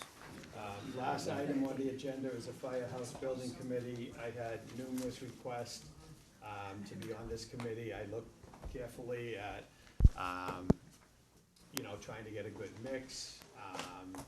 People will say, oh, you have too many people from this department on it, or not enough, whatever on it. So I've come up with a committee of 9 people and 1 honorary member. And myself, I'm just a non-voting member, but an ex officio member of all committees. So the chairperson of the committee will be Fire Chief Scott Wiley. Other members of the committee, and these are all voting members of the committee, will be Karen Chavez, Kim Dimes, Jill Dorr, Paul Flanagan, Stephen Calandra, Shannon Pujols, Mark Wallace, and Joseph Hanlon, with an honorary member being Richard Banks. That is the Firehouse Building Committee. As far as public relations, I want to give Councilor DeMarco 30 seconds. He wanted to say something. Yeah, just, everybody probably heard that, the voice of the Vikings, Jim Liederman, passed away today. I want to put in. I'm sorry? No, do that. Oh, okay. No, I was just gonna say, in perspective, growing up in the 80s in Winthrop, I mean, his first year being the voice of the Vikings was my father's senior year in high school. So he actually called my father's game in 1969 when he caught the game-winning pass on Thanksgiving. He called the game for my uncle Michael when he played as part of the Double Ds. And, when I was a kid in the 80s, going and watching Ronnie Talon play quarterback and being there, my dream, believe it or not, was to have Jim Liederman say my name. So, I'm there, and you always heard, this person makes a tackle, and I'm like, someday that guy's gonna say my name. And he did. He did. So, and then I got to call games in the booth with him. So, just a heartfelt, he'll be missed. Thank That's all. Thank you. Thank I want to you. go back because I got a little carried away here. New business, there is none, but I do want to have a second round of public comment. Yes. Yes. Suzanne Leonard, school committee member, 378 Revere Street. I just want to say thank you all for your very public commitments to supporting the override. I think this is probably the first time that I felt such support from the council for this very, very important motion. I think you've all been getting the same emails that we, the town, or the school committee has been getting, which has been that our constituents have been begging us to stand up in support of this. But I also want to just really issue a word of caution. We on the school committee have been talking about an override almost since the time I stepped on the committee, which was in 2022, I think. As an override campaign committee, those conversations started in June, which I actually thought was late. I thought we were kind of behind the curve. I got some really good advice about an override, and it was essentially this. And I think the same thing applies to a debt exclusion. That essentially when you put anything on the ballot, the yes vote has to be the candidate. So in the case of an override, the yes is yes to the override, but what's on the ballot is the candidate being the override. what you have done tonight is decide that the debt exclusion is also gonna be the candidate. And I would say, I think there's a lot of education that you all have to do, and from what I heard here, there wasn't even necessarily consensus on the committee for this location. I think it's wonderful that you wanna act with alacrity. I think it's direly necessary, but I would say, just as a word of caution, running a campaign to get the townspeople to agree to pay more money is a tall order. There were, I can say, many people working on that Yes to the Override campaign. There were signs all around town. We did think we were gonna win, in part because of so much work and effort. I mean, doors were knocked on, right? Money was raised, fundraisers were had, flyers were handed out at farmers markets, right? So the kind of education that it takes to pass something, one thing, right, was Herculean, right? So what you've decided tonight, I just think I wanna caution you, is essentially you've taken two Herculean things that the town has both rejected twice, and basically said that in the span of 2 months, you're gonna educate a town that has essentially told us they don't wanna vote for either of these things. Obviously, I think these things are incredibly important, and I think it's really important that we come out. I really love this idea of sort of the one Winthrop kind of idea, right? That this is for the future of our town. I don't think we wanna pit either one of these things against each other, but I think I do wanna be really clear that I think there's a lot of work to be done, a lot of education to be done, and the decision you made tonight has really ensured that you don't have a lot of time. And a double failure, I think, would also be catastrophic for this town. So if not done right, I really fear for the future of this town, because now we have essentially put some of our two biggest things that this town needs, right? And I do think it's a bit of a single point failure now, what you decided tonight. So I wanna make it clear, obviously, you're the representative body, but I fear a potentially catastrophic outcome from this decision. So I just wanna go on and say that. Anybody else? Yes, Mr. Mr. President. I don't think anybody that's watching this in the near future is gonna be able to hear the comments of anybody in this room. I'm not positive, but I've been told that people cannot hear me. I don't have a very strong voice right now, but there was a lot of whispering going on in this room for the past 3 hours. If somebody's watching this, well, first of all, let me change the subject. There was a lot of talk early in this meeting that 2.5 doesn't really do it for us. We can't run this program, we can't have that program, et cetera. The schools especially, I don't know if it was mentioned once or twice, but it was at least mentioned once, that 2.5 doesn't give us enough money to run the town. Yet this council agreed that 2.5% from Mass Water Resource was an incredible deal, that everybody should be grateful to having tanker trucks with chlorine and everything else in the world running through our streets. Great job. Now, as far as, I'm not gonna talk about the firehouse. I respect the firemen 100%, but in my opinion, the firehouse should be right where it is. You have all the infrastructure underground. You have a couple of properties that are interested in helping the town and the firehouse, but nobody from this group has ever talked to them. They've never come before the town council. No one's ever approached them.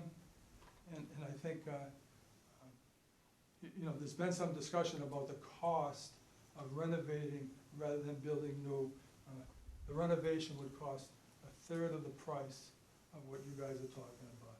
At the end, you'll be spending $50 million up there. There's no question on my mind. You haven't talked to any contractors. You haven't talked to the neighbors. And as far as the station being up there at the corner of Pauline and Waldemar, when someone's gonna do something in town and change the neighborhood, you're supposed to send out, flyers to, butters within 300 feet. Has anybody asked a butter up at the corner of Pauline and Walden if it would be a good idea to put a firehouse right across the street or in the neighborhood. That's 24/7, 365. Yeah, Jim, thanks, appreciate that. Ring the bell. There's a lot of confusion here, and what's gonna happen is there's so much confusion here. Everybody's got a different opinion. First it was over there, then it was over there, pretty soon it was over there. Yeah, you had a dream, and all of a sudden it goes back to over here. There's so much confusion going on that, people are gonna, you know what people are gonna say about this, with all this confusion. I'm guaranteeing everybody's thinking the same thing I'm thinking. Thank you very much. Thank you. Next, yes, right. Hi, Celeste Rivera, Hewitt, Precinct 1. I think it's the right choice to put both on the ballot. I think it's an opportunity for both groups to coalesce. I think election day, presidential election, there were several questions on the ballot, and I think we did a pretty good job. I think what the undoing was and what the confusion was, the continuous conversation about the 3A zoning. I think we were on a track.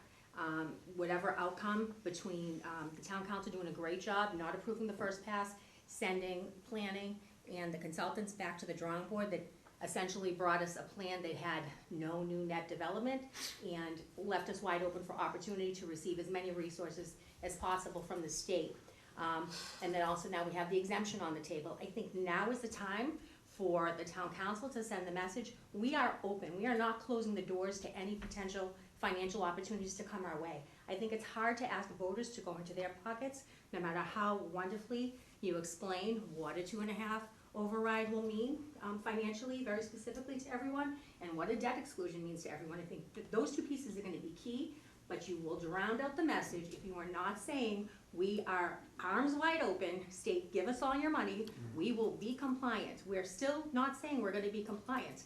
And look, with the plan that the town planning board came up with the consultants in conjunction, we outfoxed the state, we ran the state.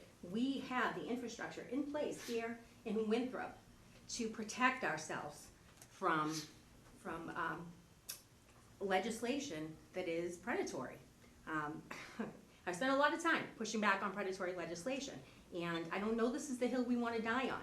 It is so hard to go to people and ask them for money when we are not willing to do it. And it's all paper compliance. I think the decision needs to be made pretty soon before we go forward with, promoting any elections or any campaigns, that we are here to receive the money from the state. We're not gonna do battle for the state. We have two avenues. We have our paper compliance plan that they are most likely gonna accept, or we have the exemption. And then I think the third opportunity is maybe there's a Yes to Winthrop initiative that needs to keep that drumbeat going to help support both the school and both the fire station. Thanks. Thank you. Thanks, Celeste. Yes. Mark, Senate Precinct 2. I believe that the Walton Street location, the courts, was doomed for failure from the beginning, as far as the debt exclusion goes. Everybody I talk to in town is middle school, middle school, middle school. I think we should have done it 2 years ago, all right? Something has to go there, and what people are missing the point of is the people that want it at the middle school are willing to shoulder that extra $5 million, because it doesn't add up to a hill of beans if you think about it on a yearly basis. So I do believe that's where they want it. I think that's where it should go, and I hope it goes there. Secondly, on the 2.5 override, I have a vested interest. My daughter's a teacher, so I'm voting for it. Anybody on Zoom? Yes. Silly Malios, can you unmute? Oh, Denise, can you hear me? Yeah, I can. Awesome, thank you. Just a couple things. I've heard this several times that apparently the no to 3A committees is causing the losses for the override passing. I think that needs to be squashed. We had several members on that no to 3A committee that support the override, so that needs to come to an end. After this week's hearing that the governor continues to threaten more grants and the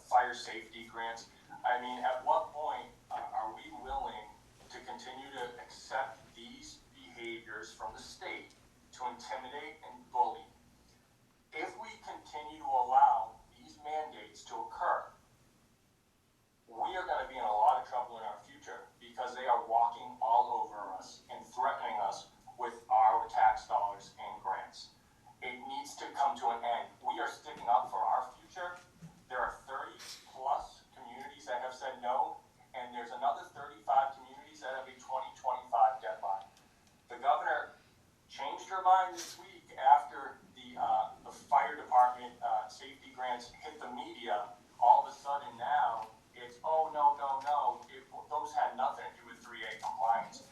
But originally they did because it's still on the application. One thing I'd like to urge the council to do is support Representative Turco's 3 bills that he filed in the House. And I urge you also to reach out to Senator Edwards to support those bills on the Senate side. We need to fight this together. The goalposts continue to move. We continue to see more grants being threatened. When is enough enough? It needs to come to an end, and our leadership needs to have the intestinal fortitude to stick up for Winthrop and against the state. Thank you. Thank you, Vasily. Shannon Poulos, could you unmute?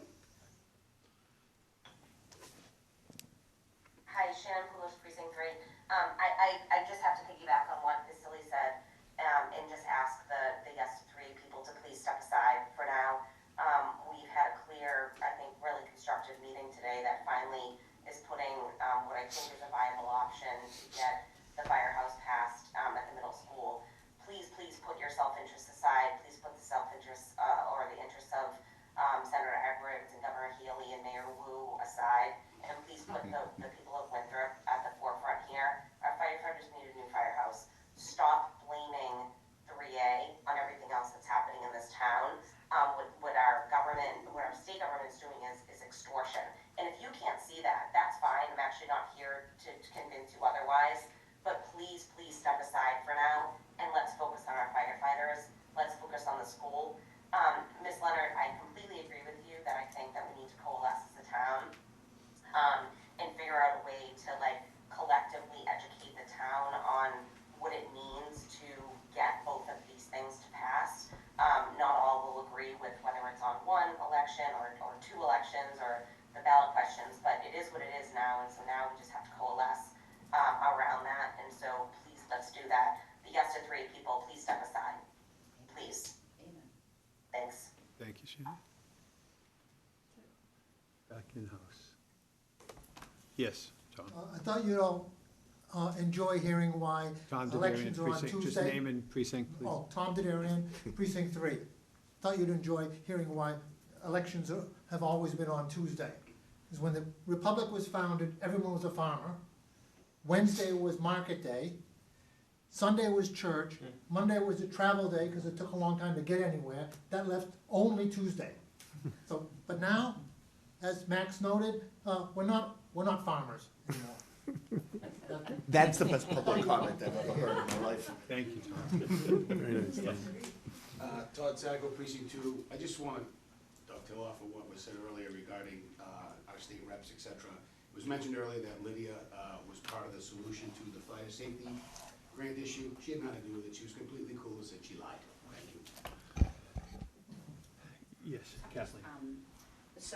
Kathleen Capuccio, 49 Waldemar Ave. I just wanted to touch just very briefly on the MWRA contract, or not contract, the MWRA MOU. So I just wrote it down. So Fred Lasky, in his own words, stated that it is in the best interest of the MWRA to have Winthrop Fire and Police responding to the island.